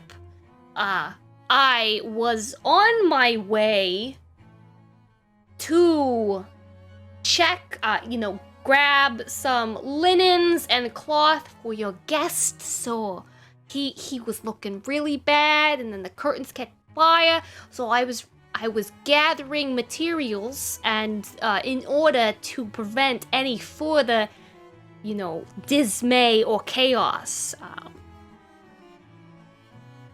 Right. Chaos. Well, you'll turn around and you will head back to your post, and I will send some of the other guests, as that is not really your job. You're absolutely right. I apologize, good sir. I'm going to turn around right now, and I will return. Is there anything else that you would like me to do? Just listen. And he just, yeah, of course. And he turns around, and then he sees you. Oh, like he eventually walks down, and excuse me, sir. He sees me? Well, I mean, if you're following him, eventually he's gonna walk. He's invisible. That's what I was just. Sorry, I'm just walking. While all this is happening, I'm gonna go to the bathroom. Okay. You go to the bathroom? Is there anything that you're expecting to do in the bathroom? Yeah, obviously. What are you trying to do in the bathroom? Okay, I want to follow the guy who got the runs to that bathroom. It is not beautiful. It is. Okay. It is a symphony of unholy butt explosions. Okay, here's what I want to do. I have my zodiac ability, right? My special feature that lets me make stuff, right? So I can summon small mundane objects. I want to use that and a combination of druidcraft to make a copy of the lyre, so that it looks similar, and I'm just going to leave it near where our friend is. I want to try and do that. Is that possible? How does the spell read? So the zodiac ability says I can just summon, I can make mundane objects, like a lyre. Like, it's not magical or anything like that. And then I want to make a copy of that lyre. You want it to look like it, but it's mundane. And then I'm going to use druidcraft to kind of enhance it a little bit. That's what I want to try and do. Okay. I just want to make something that looks like a replica. So obviously, you're using like, your it doesn't zodiac, play music. You're using your zodiac and druidcraft to make it look like it's alive. Okay. Yeah, sure. Mm-hmm. Okay, I do that, and I kind of, like, while he's having a bad time, I'm just gonna kind of slip it in the bathroom with him, so that when he walks out, he sees it. Okay.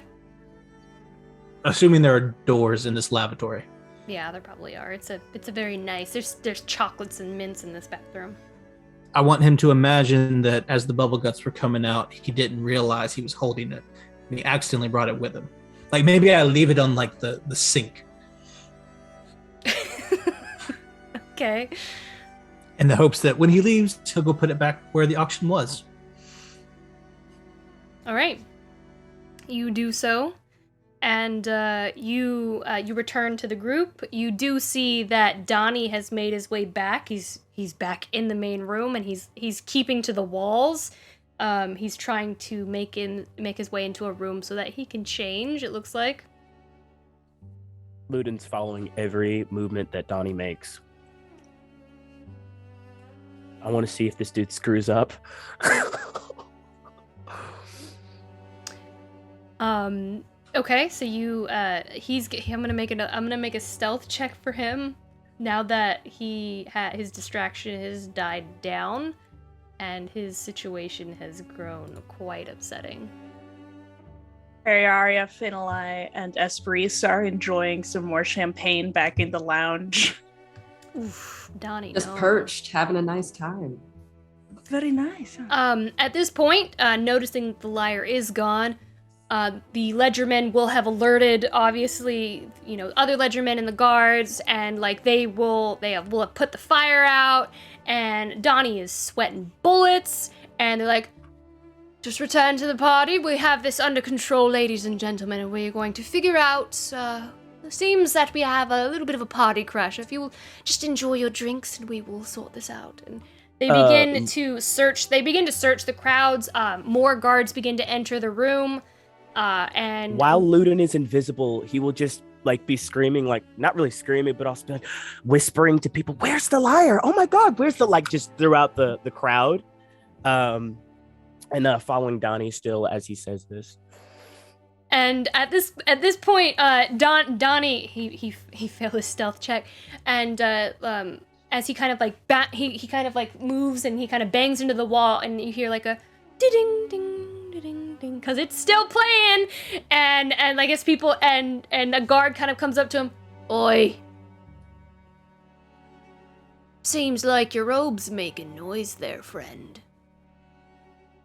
Oh, nah, you musta got something in your ears, friend. You can't, no. Oh, wait, you know what? After he takes his sword out, I think I do hear something. Oh, how did this get in here? With the fire, I was trying to keep it, safekeeping, and fire and wood, they don't really mix well together. And I was doing you a favor, I was doing you a solid, but that Maestro Zavaldi, he would have been pissed. I mean, let's just say it. He is quite a stone face. And he's like, he kind of like, he gets kind of like punched in the face, and he gets like knocked out a little bit. And he goes, "You'll not be talking about Maestro Zavaldi that way, and it seems like we have this one in custody." And they begin to kind of handcuff him, and they begin to take him out of the party. And the lyre is returned to the pillow, where it's where it was before. Look, that's Samson's friend. He'll go back down and sit down, even though he's still invisible, and she'll be like, "Wow, that guy really sucks at his job." I'll drop invisibility on Ludin. Okay. I followed him. He encountered the Maestro. And then he came back here. And I guess you guys witnessed the rest of whatever happened. Why was the Maestro back there?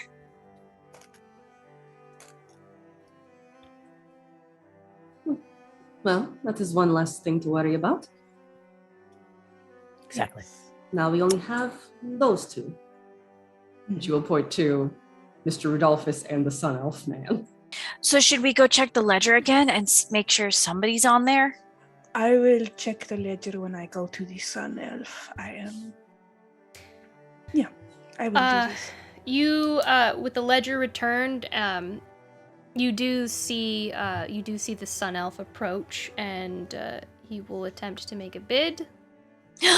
I'm going to, the lovely little lady run of, "Oh my goodness, what a kerfuffle," run up to him just to see the lyre where it's at. I would like to not look at the ledger, but still kind of see what number he's writing down. I don't want to go, "So what you writing?" But what is he writing? He's writing 600 at this point. I'm gonna arrive by his side. I'm gonna use my zodiac ability of everyone I meet immediately likes me. That is my zodiac ability. If Daniel can make a harp, I can go balls to the wall with the wording of mine. He likes me right away. Okay. With my hands on my chest. Oh my goodness. Oh, I'm so sorry. That was all a very exciting moment, wasn't it? Well, who is this enchanting creature before me? It is a pleasure to meet you. And he kisses your hand. Well, that's very sweet. I am Esperis Antia. And what is your name? I am Derek von Rothsbert. It is a pleasure to meet you. You are beautiful. It is such an honor. Thank you. Oh, you're making me blush. That is so kind of you. I simply I cannot tear myself away from the lyre, to be honest. I saw all the kerfuffle and the beauty of the music. Wait a second. Oh, I'm so sorry. I'm going to seem like such a fan. This is embarrassing. But are you the person who painted down at the end, the beautiful painting of the Remerals? The Glorious Blessing? Yes. The roaring of the Remeraz and the conquering of Auroria's blessing. Yes, that is my piece. That's You so enjoy it. incredible. Oh, it's fantastic. I am no painter at all, but I always appreciate art. Well, it was a pleasure to paint it of them. They told me the story, and I, of course, I had to capture it in color forever. You have met Auroria's Blessing? I mean, I suppose I thought you might have only heard about it in tales, but... Of course I've met them. Now, to admit, their story is not quite as interesting, but I embellished it a little bit. If I could be very bold, I'm sorry, with all the excitement in the air and the whole art of the evening, are you like taking commissions currently? I would love to speak about if there was something you could do for myself and my friend. They have a birthday today. Oh, I could most certainly take a commission. Why don't we move to the sunroom to discuss? Or I don't want to block the way for the people to hear music. I do want to continue to bid on this. Make a persuasion check. Of course. Okay, of course. Da. Let me see if I can do any. Yeah, I don't have anything with persuasion checks anymore.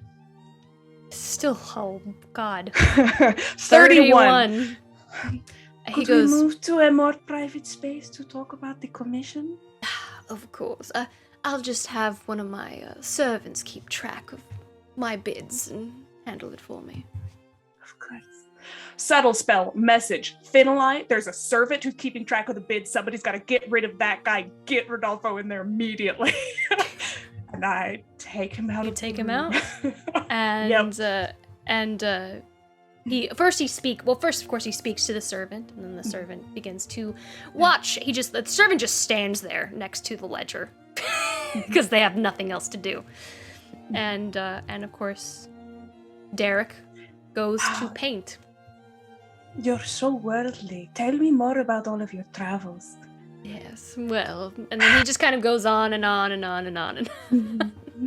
You're so interesting. I want this to last at least an hour. I am camping with this man. All right. Someone else does make a bid on the ring. A couple more people do make bids on the ring. Oof. Samson, there's a servant over there. He's working for the Sun Elf. You gotta go distract him. No, you go hit on him. It's fine. Well, no, I have to go talk to Lucius. Who?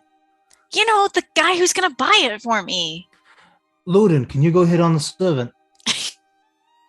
How do you do that? Just go tell him you think he's cute and that you want to go talk to him. Say you want to eat cake with him. Or kill him. That's fine, too. Don't kill him. Offer to kill his boss for him. Maybe he would like that. Look, here's what you do.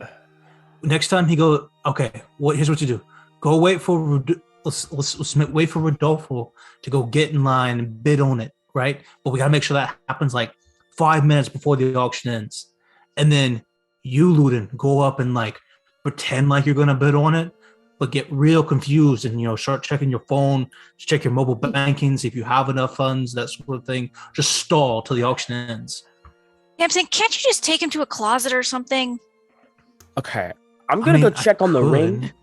But somebody's got to bid on the ring. I guess I'll be right back, and we can have tell me what to do then. And Luden's gonna walk off to go check on his very magical ring.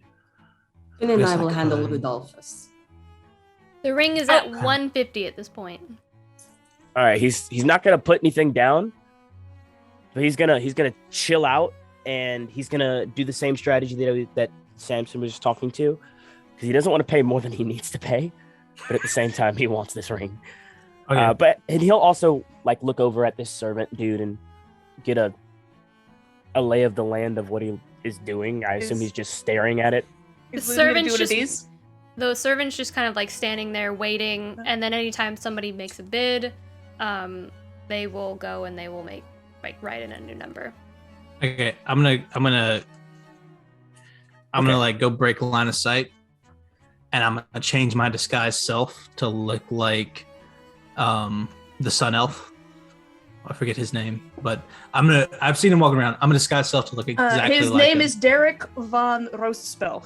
Yeah, I'll go look like Derek, and then so I just break the line of sight. I just walk around a pillar. And one moment I'm Samson, I come around, I'm Derek. I walk up to the servant and say, "I'm back now. You can go."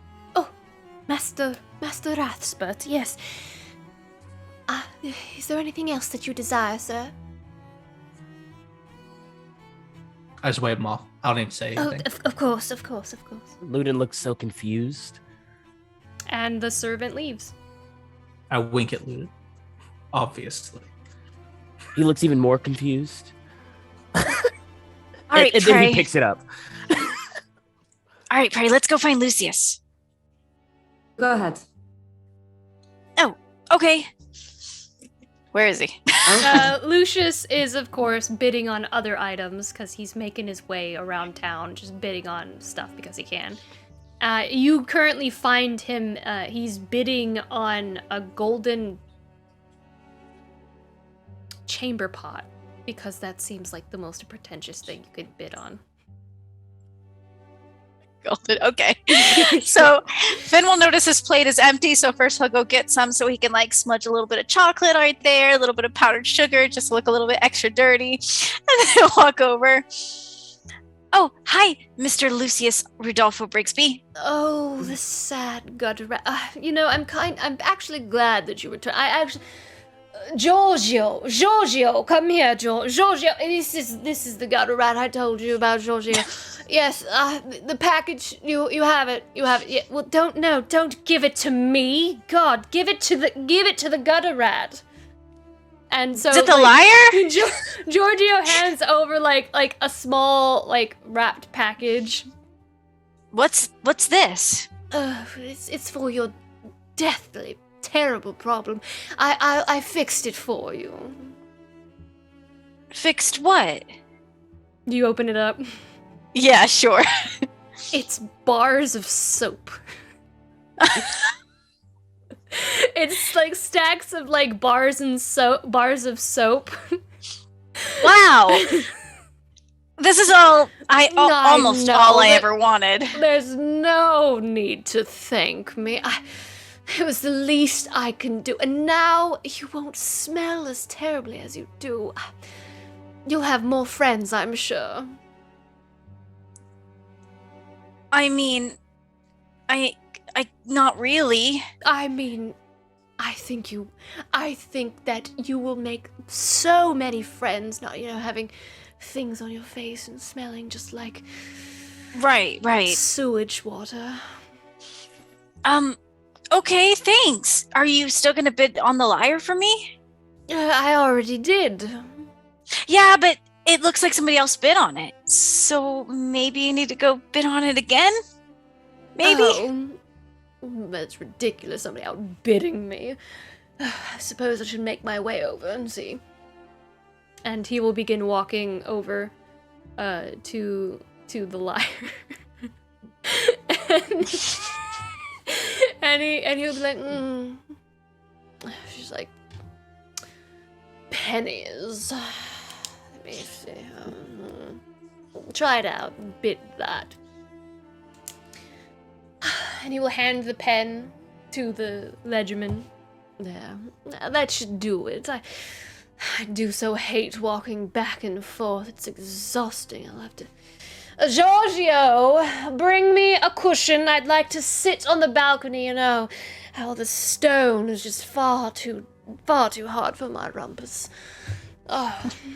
And so he will make his way over to the balcony, and he will go up the stairs on the second floor of the greenhouse, and he will just kind of Georgia I will just want to place a note. poop. Thanks, Mr. Lucius. Rodolfo brings me. Look, Bray. Now we have all the soap we could ever want. This will probably last us like 2 years. Joy. Prairie has been just like hanging around, like in the vicinity, pretending not to listen, and also like she's not throwing up into her wine glass every time this man speaks. Well, it looks like he won't need much other convincing, at least. Hopefully not. Now we just gotta make sure no one else comes around here. Is this smelly soap or is it just like... Oh, it smells like super like strong rose scent, like the kind of rose smell that you would like smell like an old lady, you know, like grandma rose perfume scent. Ditch that somewhere, please.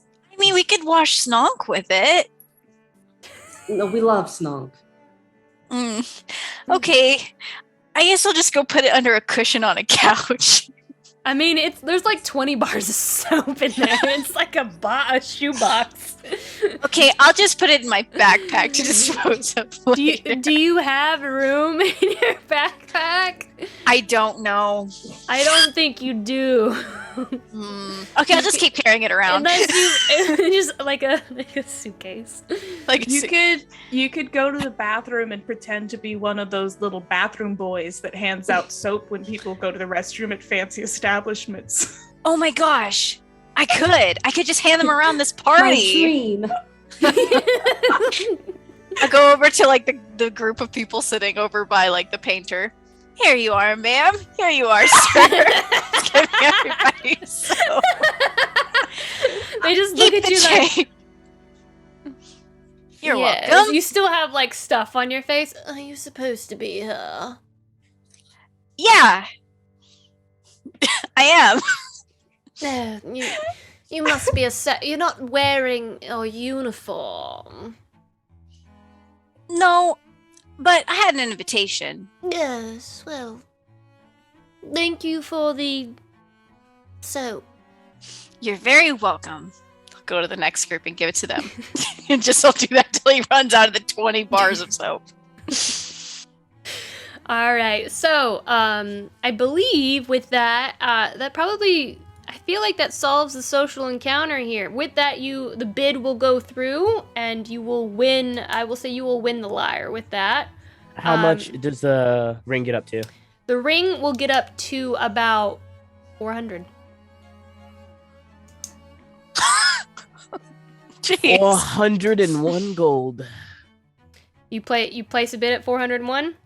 Yeah. At the last minute? Yep, at the last minute. Last minute, 401. Just 400 and a silver. Why do you have to give a whole gold? 401 copper You go in and you snipe at the last minute, right before the ledgerman's about to, like, you know, turn, like, screw back on the top of the quill bottled ink. He's like, oh, last minute bid. Yes. 401 gold. Very astute, sir. Very smart and astute for you to bid at the last minute. Just 1 gold over. Just 1 gold over, yes. Very astute indeed, yes. And that will take care of it. And he, the ring is now Luden's party. Yes. Okay, I got it. I will put it in my pocket before anyone else can touch it or look at it. Items will begin to be distributing out. These people are very wealthy, so they don't like take it home in their arms. They have it wrapped and packaged, and it is sent to their house via guarded delivery. Don't send this to my home. I want it now.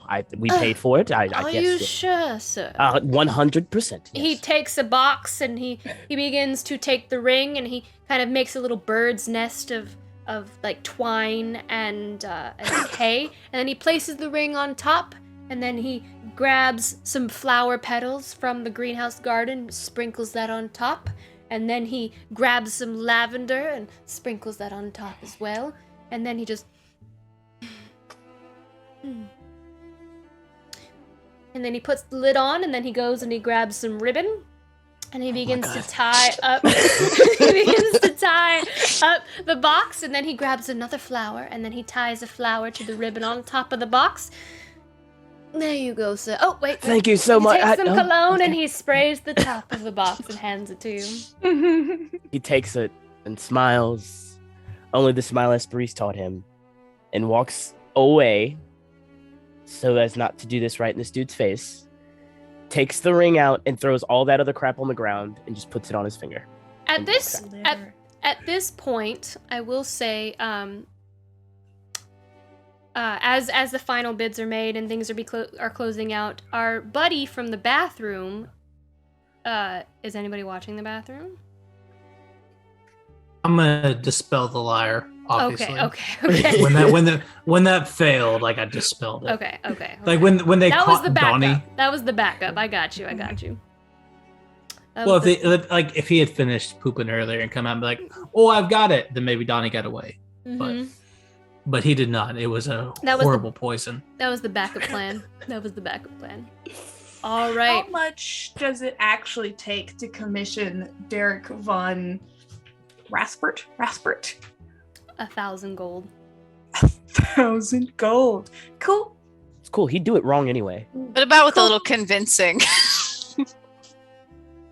Can I haggle? Can you haggle? Can I haggle down to 350, which is the amount of personal money that I have? What can I get for 350?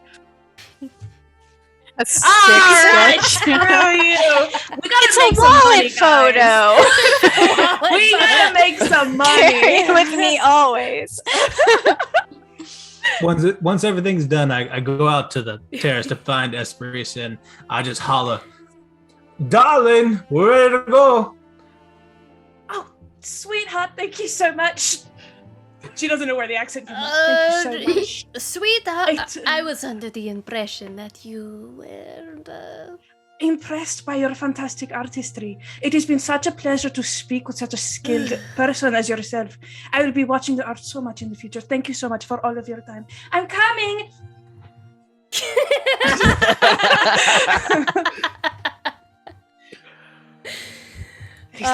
Very slimy man. Did you know? Okay, I'm gonna be just whispering to the Samson. Did you know Aurora's blessing is saying that they're the only one involved with the Remeras? So they had something to do with all of the. They weren't even there. They went to save the people who were already dead. Yeah, they're absolutely fucking bastards. They're terrible. Aurora's blessing is more like Aurora's curse. Am I right? Aurora's curse. I think that's really good. I think that's something that we should be spreading around a little bit.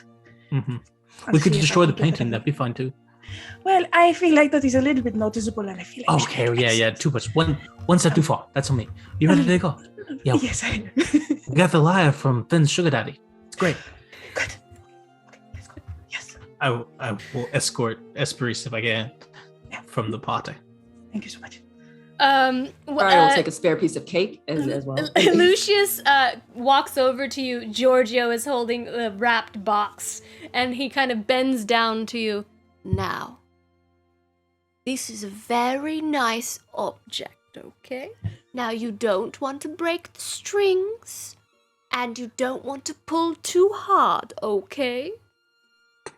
Do my best. Wow, this is like the best birthday present I've ever had. Of course it is. It's the only birthday present you've probably ever received. It's true. It is the only birthday present I've ever received. Well, it was nice to meet you, Gutter. And when I fall asleep at night, I'll think of you. Oh. I'm no longer a gutter rat. Now I'm a gutter possum. I hope you wake up. I do. I really do. That's it. I just hope you wake up and don't die. so bad. I cannot believe I took this bitch to meet Richard Martin Fennelfob, and he's never gotten a present in his life. Oh, I'm so excited to meet Lucius again in the future. Like, he's old. We should keep Finn around him so we can get all of his money when he dies. Finn will take the box. Let's swindle this old man. And he will walk out to come along, Giorgio. Giorgio! Come along. Goodbye, Gutter. Hi, Mr. Lucius Rudolfo Brigsby. Oh, you flatter me saying my name almost correctly. Oh, he continues onward. And that is the last that you see Lucius as you all leave the party with your treasures on the way back to Arete's home. And with that, I think we're going to take our break. Come back as you all make your way to the Votra Aria. We did it legally. We did it. Didn't think we could do it. I promise. Shout out to us. I'm gonna kill somebody. All right, We did it. we will see you all in a few minutes. The Gutter Possum did it. Well, hello there. Of course you came to the grand dwarven city of Digbrand to see me. Marbell Pebblegrit, tale extraordinaire to kings, queens, heroes, and legends. Have you gazed upon my latest masterpieces? Yes, this one for you. Don't you see how it calls to you, speaks your name? You are gorgeous, darling. The colors, the line work, the gods weep in the presence of your beauty. No one has looked more stunning in a pebble grit design. Please, I cannot bear to gaze upon your perfection for too long. You can find this mesmerizing merch at inkinliar.com. Go and unleash your fabulosity today and help support Ink and Liar. Do stop by my shop again. You simply must tell me about all that adventuring thing. Well, ta-ta, darling.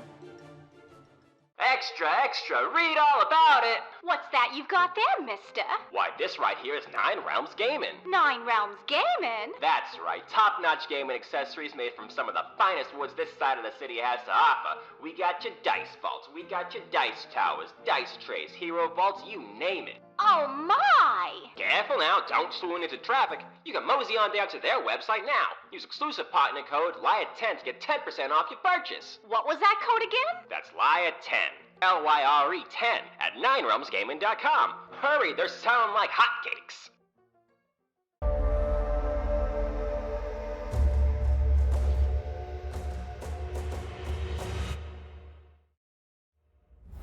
A 12 does break it. Really?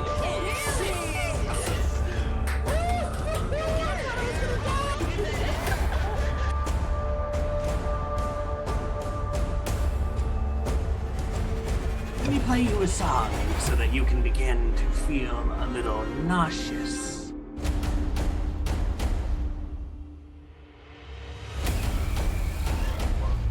Yea, though she walks through the valley of Ikea, she shall fear no wardrobe. All right.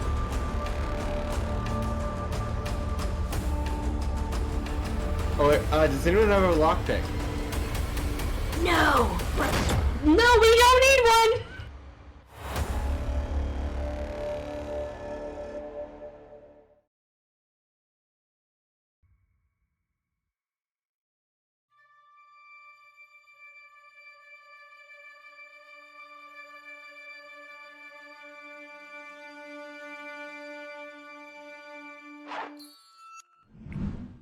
Yo. All right, and we are back.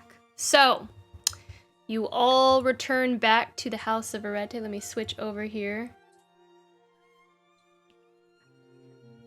for the night. We are live. Okay, just make sure, Deanna, we're live. No profanity, Deanna! Water bottle. No profanity! Yeah, I didn't know we were coming in live, or I would have said fuck again. I wasn't ready. All right. Oh, we made it back to Arete's? You made it back to Arete's with your haul. I'm going to bed. Great job, everyone. Well done. Wait, shouldn't we deliver the lyre tonight? Absolutely not. Won't you want it as soon as possible? I have the idea that as soon as we give it to her, It's sort of a hand it to her. We immediately go sort of steps, and I don't know if we are ready to go right now. It is the middle of the night. We did not specify when she would need to complete her end of the bargain. So the best we can do is hope that she does it very quickly and not wait forever. So I have to pick up some arrows. So let's just do it tomorrow then. It'll be fine. Okay. Plus, I'm tired, and those drugs have worn off. So, before Ludin goes to sleep, he will go knock on Esperisa's door. And nobody else wants to do anything. Puts down her sandwich. And he'll just walk up and be like, "Hey, not to bother you or anything. I just no, it's fine. Wanted to apologize for last night. I was a little harsh, and out of everyone here, I want us to be good at least. So, just saying sorry." I appreciate that, and I very much accept your apology, even though I don't think it's fully necessary. We're in a very difficult situation right now. We learned some deeply, deeply unpleasant information. And I think it makes complete sense that we might not all be our best selves at this exact moment. I wanted to apologize for how brisk I was with you, so it cancels each other out, maybe. Sure. But yeah, so we're good? Yes, we're good. Enjoy your ring. I'll look at it. Thank you. Looks good. Thank you. All right. Good night, Esperisa. I'll see you in the morning. Good night, Ludin. He'll go put on his jam armor and go sleep in the Vardo next to Snonk, because we kind of didn't do much with our little buddy today, so take my long rest and get them spell slots back. All right, so you all take your long rest. All right, long rest is had. Yes. Okay. Oh crap! My hit points went away. He's dead. Yeah, I don't know what happened with the forge, but I just lost like 30 hit points. It's the digital version of knocking a mini over. Yeah, it He's says dead. specifically, Ludin takes a long rest and recovers -20 hit points. What does that mean? Oh my god, it really figure this does. It really does. That's so weird. I will fix it. Sounds like I need to had a update. nightmare. Anyways, you have a nightmare. It's your shadow. Rips part of your soul away. Those are maximum hit points you lose. There we go. We're good. We're back. We're good.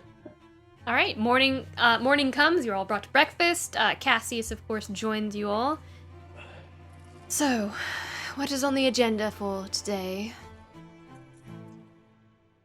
Well, did we have a specific time that we wanted to go back to Symphonia, or an estimate of when we go to Symphonia, how quickly we would then be going to the secondary location, just for purposes of planning? I think that after we drop it off with Symphonia, we can be virtually assured she's going to take us all the way over there. My understanding is that it is near Saltstone as it is, so once we get there, we can probably just hop the water right on over. So, okay. When we get ready to leave, we'll be leaving Dawn's Rise for good, so we should take care of anything before we return it. I have a concert to go to tonight. We have a concert. Concert? Like a cool, fun one? I'm going to go see Zimlin Brayfire if you guys want to come. That sounds super fun. Risa, will you be coming, or will you be spending time with your family before we leave?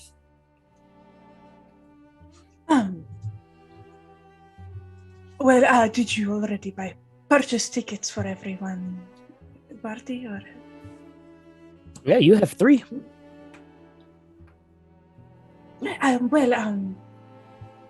Yes, that sounds lovely. I will speak to Arete this afternoon, I guess.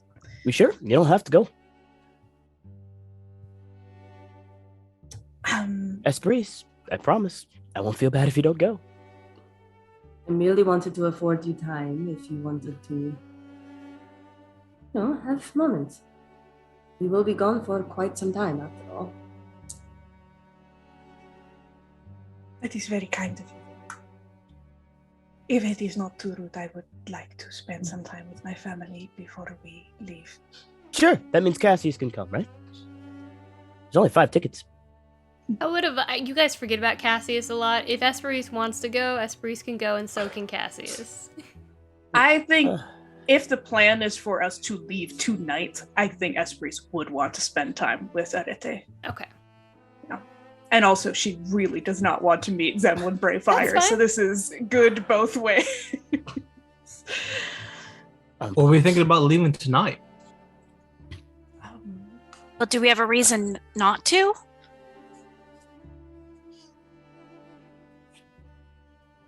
Oh no, I kind of like it here. Me too. Oh no, I guess we should hurry on up. Yeah. We'll leave tonight. Gotta save Bryce's family as soon as possible, right? I would like to do that, yes. Samson, I had a quick question for you. When you went into the Weeping Vial, do you remember when you did that? Back... did you use mushrooms? No. It's an old kind of Fey ritual thing. It's a lot of incense and just most just runic kind of work. Why do you ask? Oh, well, I was thinking about maybe trying it out later, and I just wanted to see how to do it. And the lady at the market gave me mushrooms, but I don't know. I feel like when we took the other stuff yesterday, it was kind of I don't know. I guess we were kind of traveling in a weird sort of dreamlike state, but not exactly what I had in mind.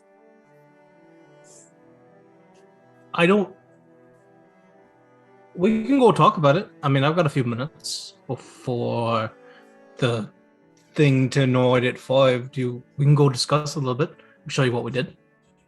Okay. Do we need to go buy things or just... Probably not.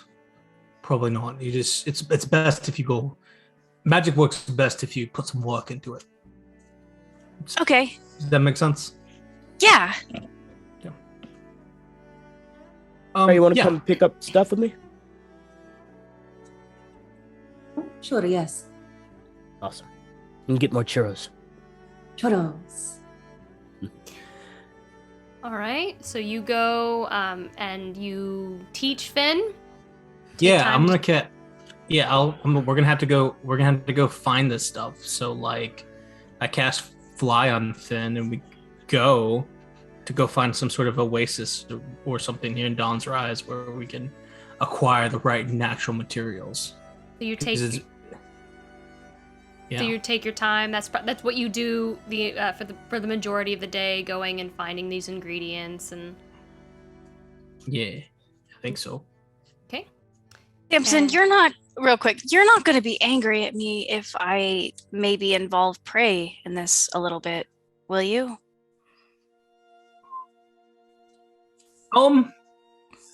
I'm usually not angry at hardly anything, so probably not. Oh, what you trying to do, Finn? Great. Well, there's an ancient spirit that's been talking to me in my dreams, and I think it might be part of a tree. And Prey knows a lot about trees. And maybe ancient spirits, I don't know. I just figured she'd be able to help me.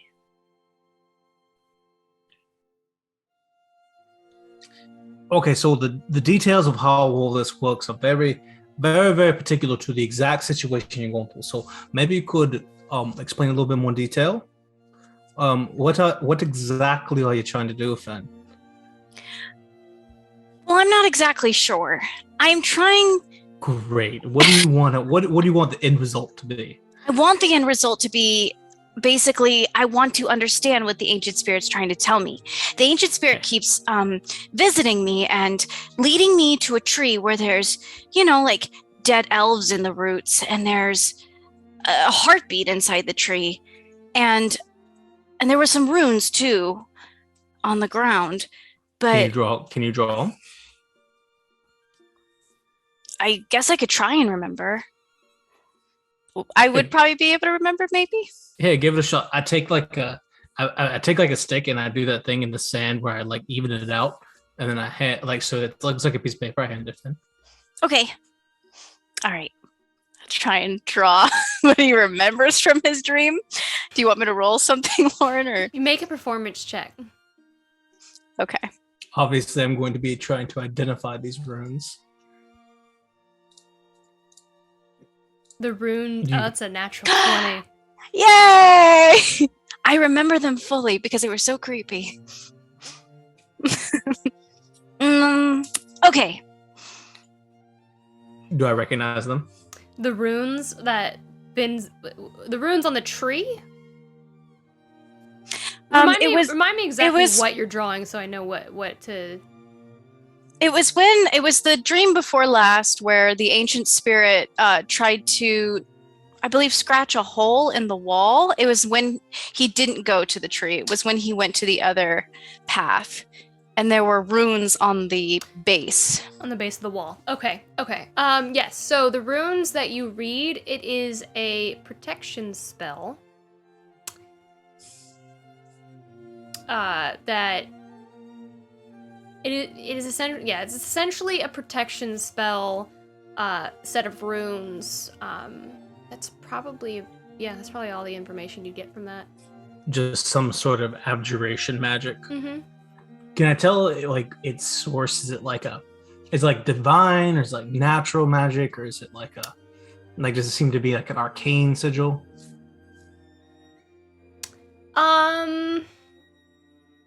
It's probably a little bit of natural and divine. So what do you think?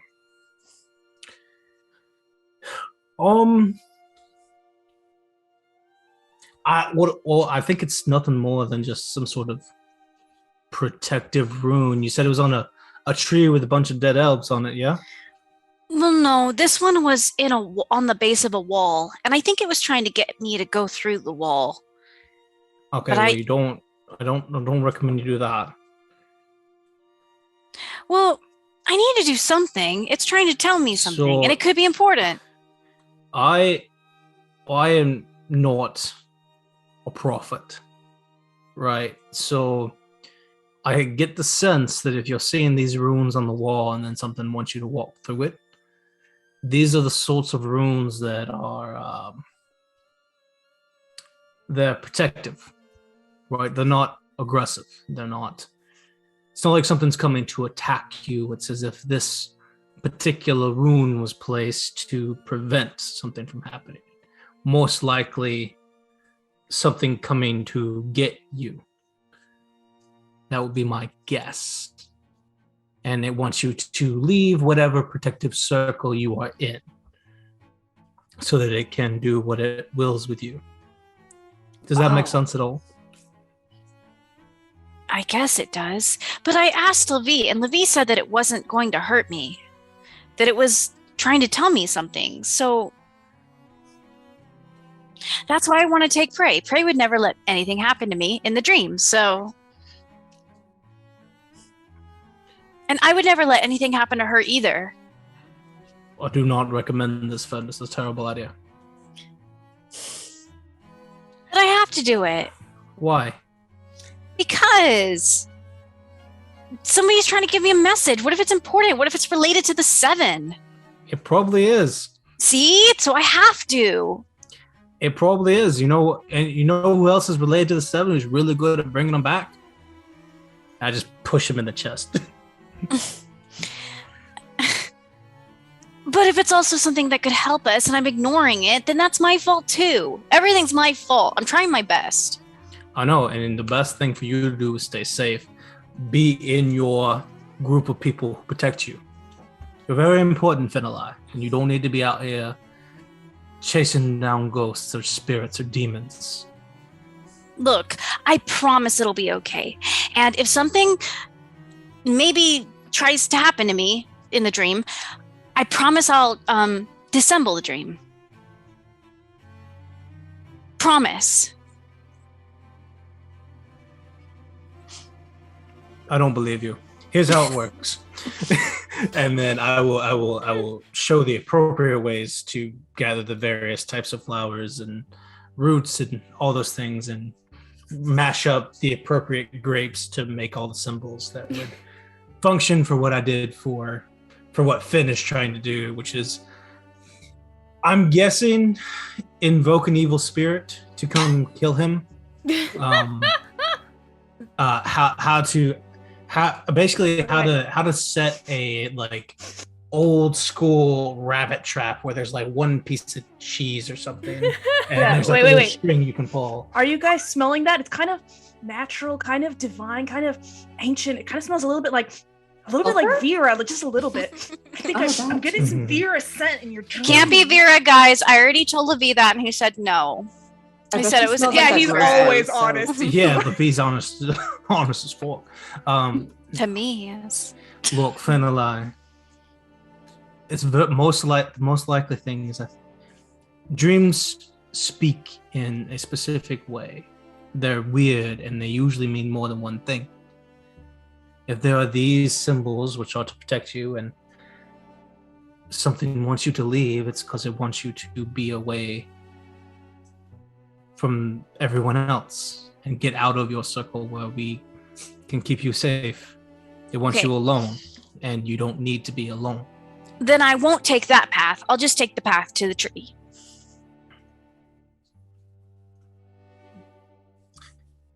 This is a terrible idea, Finn. I think it's a great idea. Thank you You're for wrong. helping me, Samson. You are absolutely wrong. I could not be more clear. You are absolutely wrong. This is a terrible idea. Guess we'll just have to see. Okay. All right. So, Samson, you finish training/teaching Finn. Ludin and Prayaria, you go and you purchase churros and the rest of your arrows. Yeah, 100 fake killing arrows. Prayaria is only a little bit weirded out by this as she eats churros. Yeah, he's basically carrying around arsenic now. I am so excited. He obviously will not touch prey with the arrows, or Samson or anybody, but he knows. And he'll probably spend a whole 8 gold on prey and her churros so that she's all good. How many is 8 gold worth of churros? Almost enough. The entire stand. Perfect. All right. Esprit. She's also bringing back churros for everyone. Of course. I mean, you can't eat all of them. Oh, she can try. But she loves her brains. So. Esprit is gonna spend the day with the Rete. They're gonna put together, if he's home and he has time, whatever time of day that he does have time. If you tell him that you're leaving that evening, he will make time for you. Is it okay if I spring a conversation with a Rete on you tonight? It doesn't have to be right this second. But I didn't realize we were leaving right now. No. Go ahead. Okay. I don't know if we'll have time for it later after we go to the theater, so now it's fine. Okay. Well, Esprit would like to put together, she'll go down with Cecilia and some of the other servants, and use her newfound cooking proficiency if she's going to try to put together a little picnic, and find Arete and tell him that apparently she's going to be leaving tonight, and ask him if he'd like to have a picnic in the valley outside of the temple. They don't have to go into the temple. She knows that's not really his scene. It's a little heavy for him. And they'll go together, I assume, and set things up, and she'll have the polite conversation. The thing that she really wants to talk with him about is something that's going to be a little difficult for her to express. I wanted to tell you again how much I appreciate the generosity and the hospitality that you have shown to me and my companions for my entire life. I appreciate what you have chosen to do.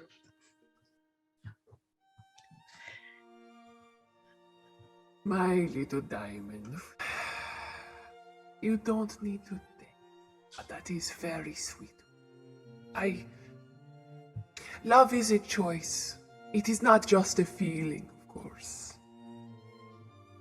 There are times love is very tested, even in the relationship with your mother and I. Sometimes couples fight, but that is normal. Love is not just a it's a choice as well. And I not only choose to love you to this day, my little diamond, but I feel it in my soul. I wish you weren't leaving. I will tell you that. I'm going to miss you quite terribly. Paulai and Diaz, they are good conversationalists, and Diaz is in a very, very rough state. I'm not quite sure what happened with but you do light up the room. You are here. Do you remember you and I was 15 years old, and you picked me up from the temple after my mother and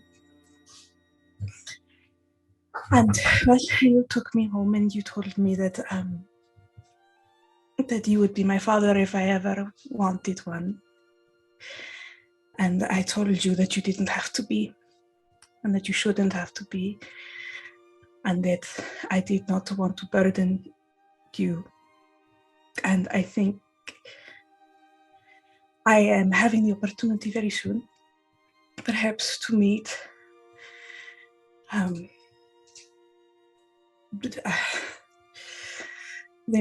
man who impregnated my mother, let's put it that way, and his son. And I wanted to say that I'm very sorry. And I wanted to say that you've always been my father, and I'm very sorry that I never told you before. And you have always my daughter. Regardless of blood and all that, you will always be my daughter, Miss Paris.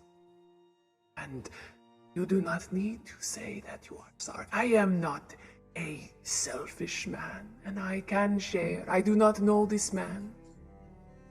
But if he brings you happiness, why would I take that from you, my diamond? And it is my greatest wish to see you happy. And it is a blessing to have you a part of my family. Even though I am not quite a religious man, as much as as much as you and your mother have I been. understand. Religion is it is not always a blessing.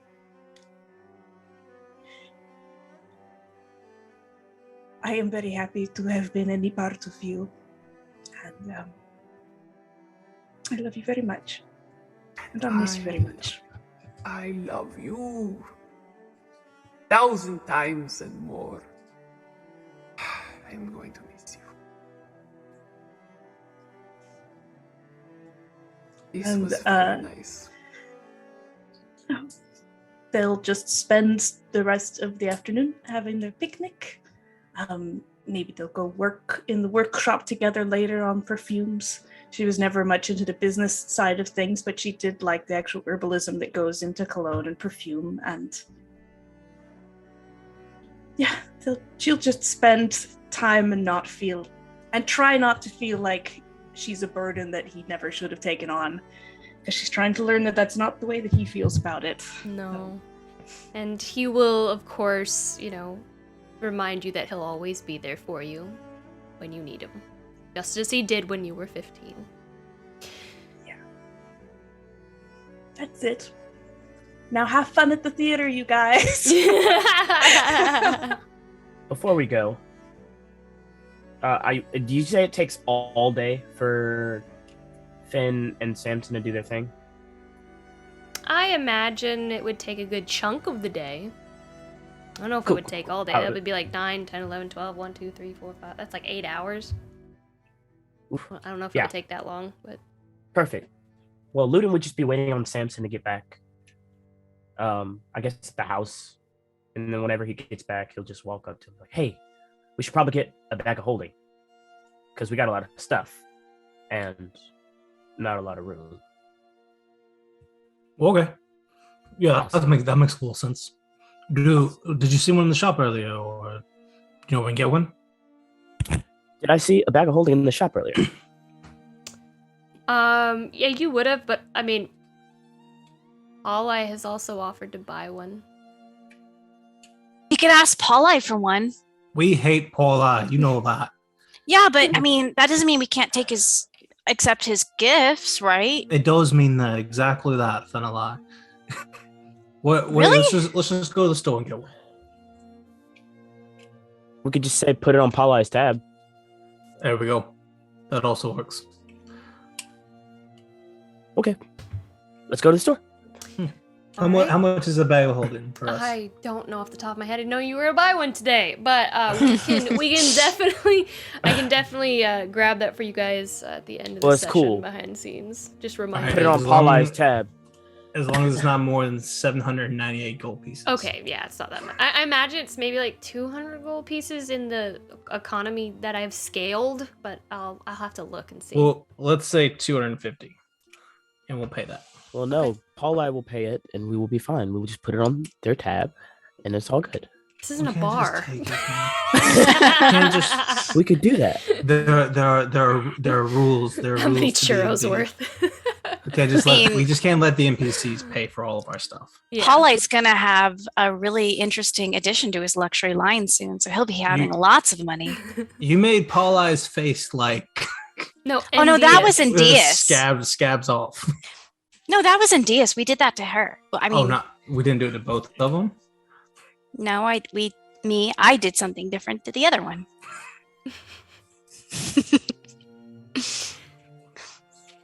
Okay. We might find out eventually. Are we ready to go to the theater? Let's do it. Fully armored up. Let's meet a perfectly nice lady. Ready to kill anybody that tries to lead us some other direction. Let's go. Let's do it. All right, let me switch things up here. And I'm looking at the rooftops as we walk. I'm looking for people that are staring at the line as we walk. Anything suspicious and out of the ordinary. Okay. And Cassius, of course, he accompanies you. You all approach the Votra area and are completely, of course, captivated by the outward appearance of the building. Those of you who didn't see it the first time. Tall cathedral building in ruins. 2 of the 4 tall spires have crumbled, and the wood on the corner closest to you is kind of splintered and split back. But as much as this cathedral is nowhere near what it once was, a relic whose scars from a war long since past are shown proudly, it is breathtaking. And you see clinged vines, just kind of lilies that blanket up in the sides of one wall, just near completely. And the building is flourishing with a variety of colorful blooms, but more prominently, you see hundreds upon hundreds of colored glass bottles hanging from all over the building. Some that have been there so long that water fills them halfway and plants have begun growing out of them. And you look down at these bottles swaying gently in the breeze, and some of them clink, clink, clink together as the wind kind of picks up and the light is kind of cast down in a rainbow of colors. And the building is not overtly large. It has space for roughly 100 people maybe. And you see again that small crowd gathering. And the entrance, you see those two tall arching double doors. They have begun to let people in. As Cassius approaches this building, he's very quiet. He's looking at the beautiful glass bottles, and Finn, he seems lost in thought, kind of wrestling with something in his mind, and he kind of shakes his head, kind of shaking off the thought, sighing. You okay, Cassius? Yes. Nothing, it's just an old memory. And he looks sad for a moment and then just kind of like continues. Well, if you want to share it, feel free, but you don't have to. I shouldn't dwell on sad memories. This shouldn't be a sad occasion. This should be a happy one. Maybe it's a story for another. Okay, well, it is beautiful. All the glass reminds me of you. I know.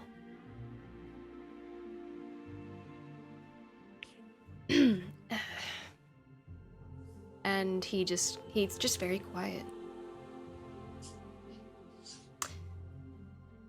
You all get in line? Yeah. Yeah. And you pay your tickets. You don't see any unscrupulous activity. Perfect. I don't see Dirk. Make an investigation check or perception check. 27. No, 31. Yeah. I'm gonna go ahead and use that thing. My new ring. No, you do not see him. Perfect. He is not here. Stay away from me. He is, he's healing up. He is healing up. You get to the front gates, and your friends at the gate see you again. Tickets this time, yes? Yes. I remember you. You are significantly less wet. Thank you. And he takes the tickets, and you all are ushered into the cathedral. Taking your seats until the entire theater is just completely packed. And not a single pew is empty. Wisteria just drips down through a massive gaping hole in the ceiling. And some of the petals just kind of fall like snow from time to time, brushing the tops of your hands and kind of crowning your head. The candelabra's old and worn, but with an unwavering elegance. And the wax drips down the sides of the metal, down to the floor, cementing them into place to the worn stone floor from being here so long. And you watch as the crowd is kind of quieted, and the attendants kind of wave their hands to kind of quiet the individuals in the theater. And all of the candles are completely snuffed out in the room. As this gust of wind just completely snuffs them out. And you can't see anything as the room is plunged into darkness. And those with dark vision, of course, you see shapes and silhouettes and shades of gray. Mostly of the clamoring audience, you hear them kind of whispering amongst themselves. And the crowd begins to whisper excitedly. They know the show's about to start. Others begin kind of shushing, like shh, that dare disturb the silence. And you hear a beautiful voice cut the darkness. And Finali, as the voice just kind of cuts out, you feel an abrupt shift from Cassius next to you as the song starts. And it starts low.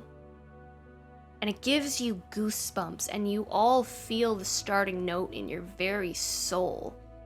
A passion that lives to this very day.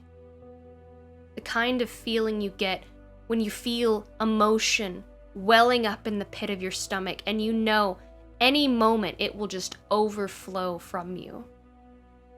And the song is in Sylvan. And Luden, even though you can't understand the words, you can feel the heart behind each and every note. It makes you feel in a way you haven't felt in a very long time. And the song embraces you and holds you close, and a happy memory flickers in your mind and smiles down at you. The kind of memory that brings both joy and sadness.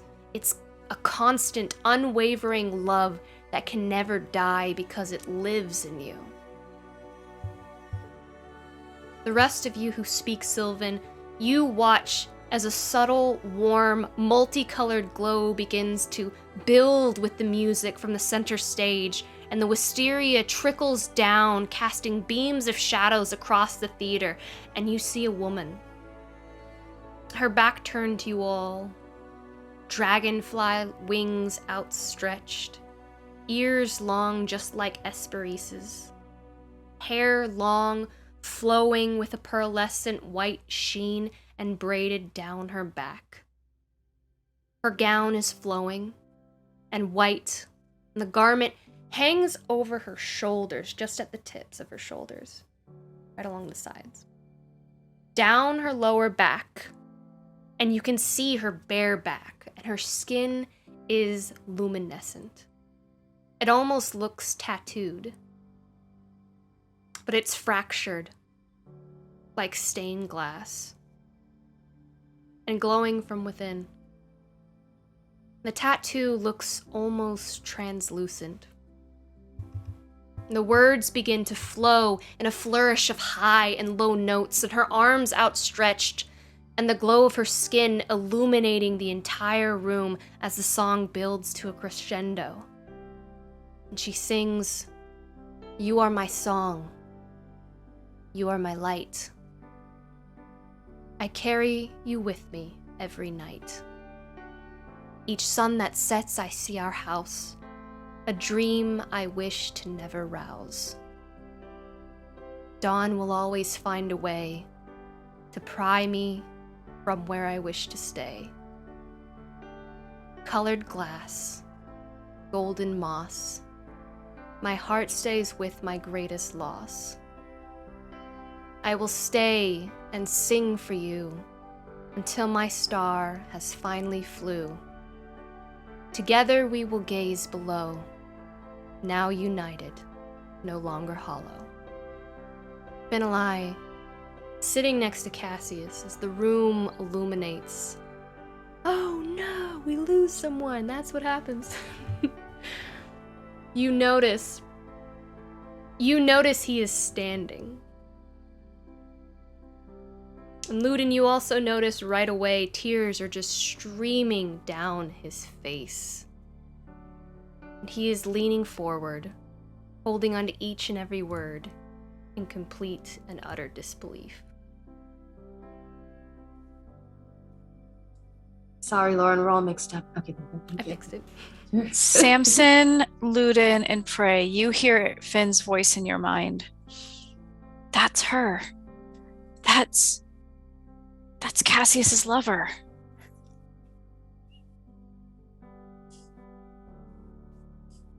And you hear Does he someone... still- Go ahead, sorry. Could she answer back and Yeah. Mm-hmm. Okay. She's just gonna say, does he still know that?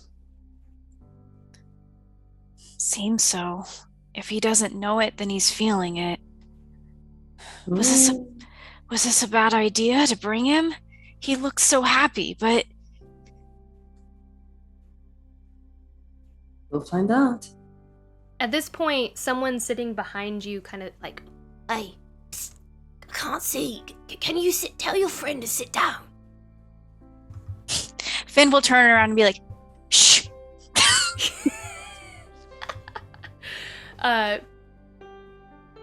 Cassius, Hey, go ahead. hey Cassius, you know that? Do you know her? He doesn't hear a single word you say. He is just completely enraptured, and he'll look at you for a second, but he looks straight back ahead. And was somebody gonna say something? Sorry. You all watch as Zemlin turns to face the crowd. Her gown tied at her wrists, and elbows, and shoulders where the fabric just drapes down very loosely. Her eyes aglow like rings of gold. You watch as her light hits the wisteria and the petals begin to glow as well, and the room grows brighter as light bounces and dances around the colored glass bottles. And her eyes scan the crowd as she sings. She takes a step to the side, her arms outstretched, and she stops abruptly, the note cutting off as if she'd ran out of breath. You all notice she's looking at Cassius, and the room is quiet, and the audience quietly looks amongst themselves, confused as to whether this is part of the show. And there's a long silence as Zemlin shakes her head and exhaling a very loud sigh, as if she's relived the same disappointment and torture over and over again. You all watch as she begins to move her hands in front of her. You realize that it's sign language. Does anyone have comprehend languages?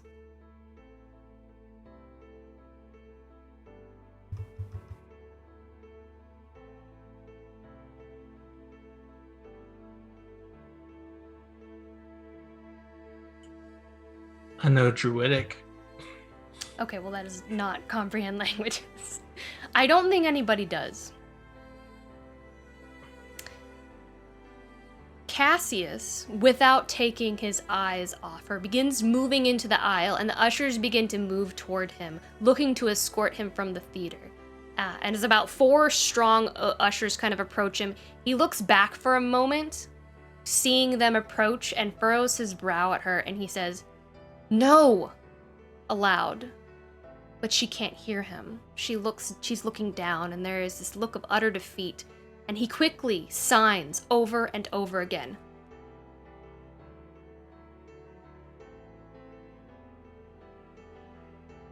And the ushers begin to take him by the arms, pulling him back.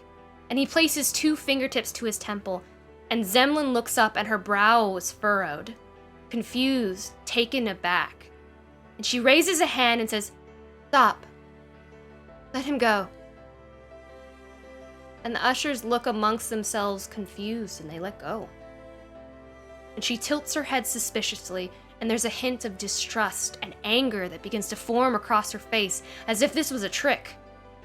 But Cassius, without hesitation, begins walking towards her, past the 2 tall standing candelabras, up the steps, under the steeple, and his arms reaching out toward her, but she takes a step back very hesitantly, and he stops right in front of her. His arms still reaching, and he seems as if he's in absolute, utter pain, his brow arched looking at Zemlin. And he places his fingers upon his temple. And Ludin and Samson, you see he mouths the words, "Risen." And he continues,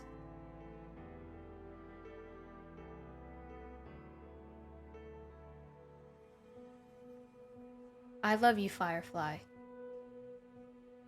Always. No dream. Me." He holds her hands out. He takes them and places them on his face.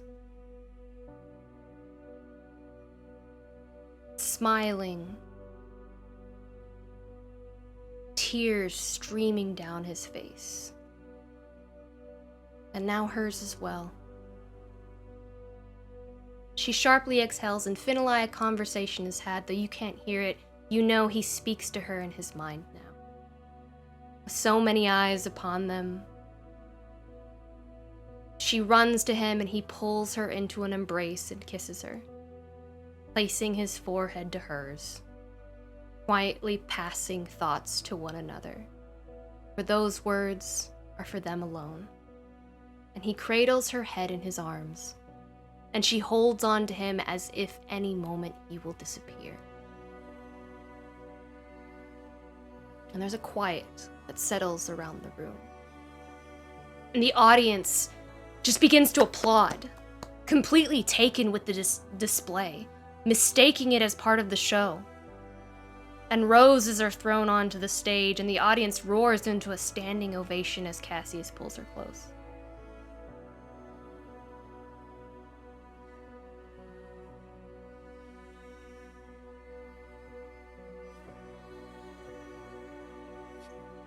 Well, that was unexpected.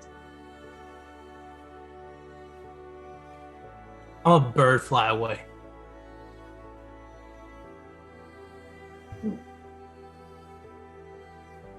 Okay. I don't know what we're gonna do. What do you mean? How are all you feeling right now?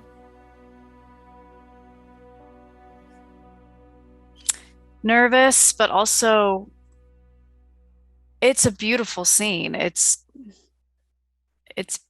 Finn's like, wow, this is just true love. Like, but he's also like, wow, we're gonna have to tell her stuff.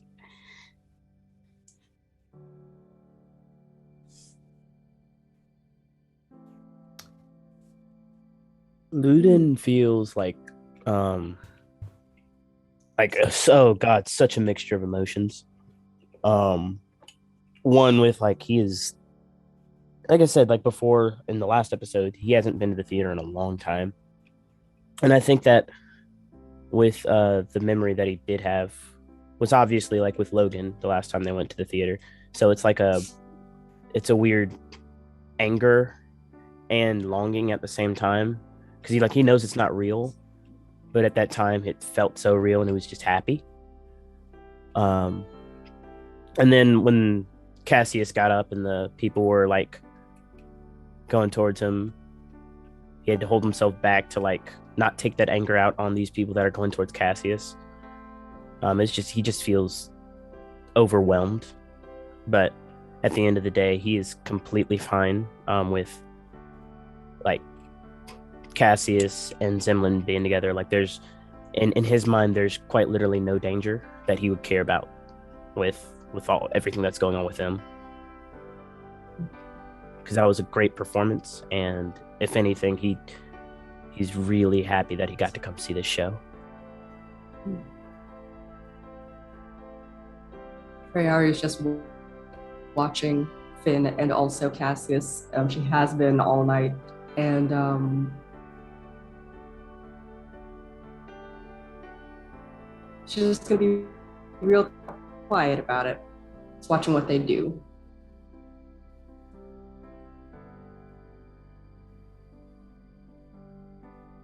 Samson?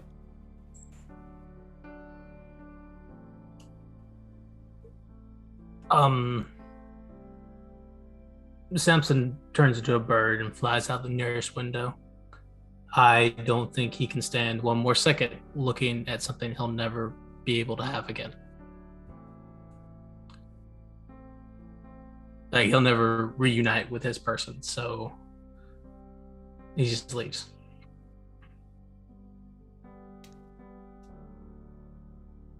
And that, I think, is where we will end ninth session. The feels. So Yes.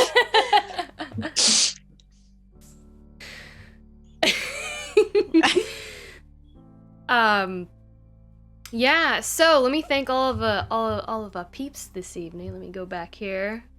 Thank you, Antares Rising 1 for the follow. Verso D for the follow, Haxen for the follow, Haxen for the prime sub. Of course, Slayer Geezer for the resub. Dire Bear GM for the raid of 5 viewers. Mac for the resub, 11 months. You almost at 12. You almost at the year. Let's see. Flock Obama with the gifted tier 1 sub to Cuppa T Fling. Hatcher Actor with the cheer of 100 bits. And Louis the Bun with the cheer for 100 bits. Thank you all so much. If you enjoyed our show this evening, please consider subscribing or using that free Twitch Prime, or follow us. That also supports us as well. We have other shows on our channel here. Mondays, of course, is our Fate's End show, which is at 7:30 p.m. Central Standard Time every Monday. Tuesday, we have our Breach Battle show. We are in the last, I think, 3 or 4 games. We're in the finals. Daniel will be playing Brandon tomorrow. Arcanists versus the 10 Thunders. Of course, Breach Battles is our Malifaux 3E war game. We are doing a tournament at the moment. Malifaux, of course, is by Weird Games. And we are also doing another giveaway tomorrow. So we are actually giving away, if you've never played Through the Breach, this is a module, a one-shot module that you can play Through the Breach. We're going to be giving it away, so you can play Through the Breach with your friends.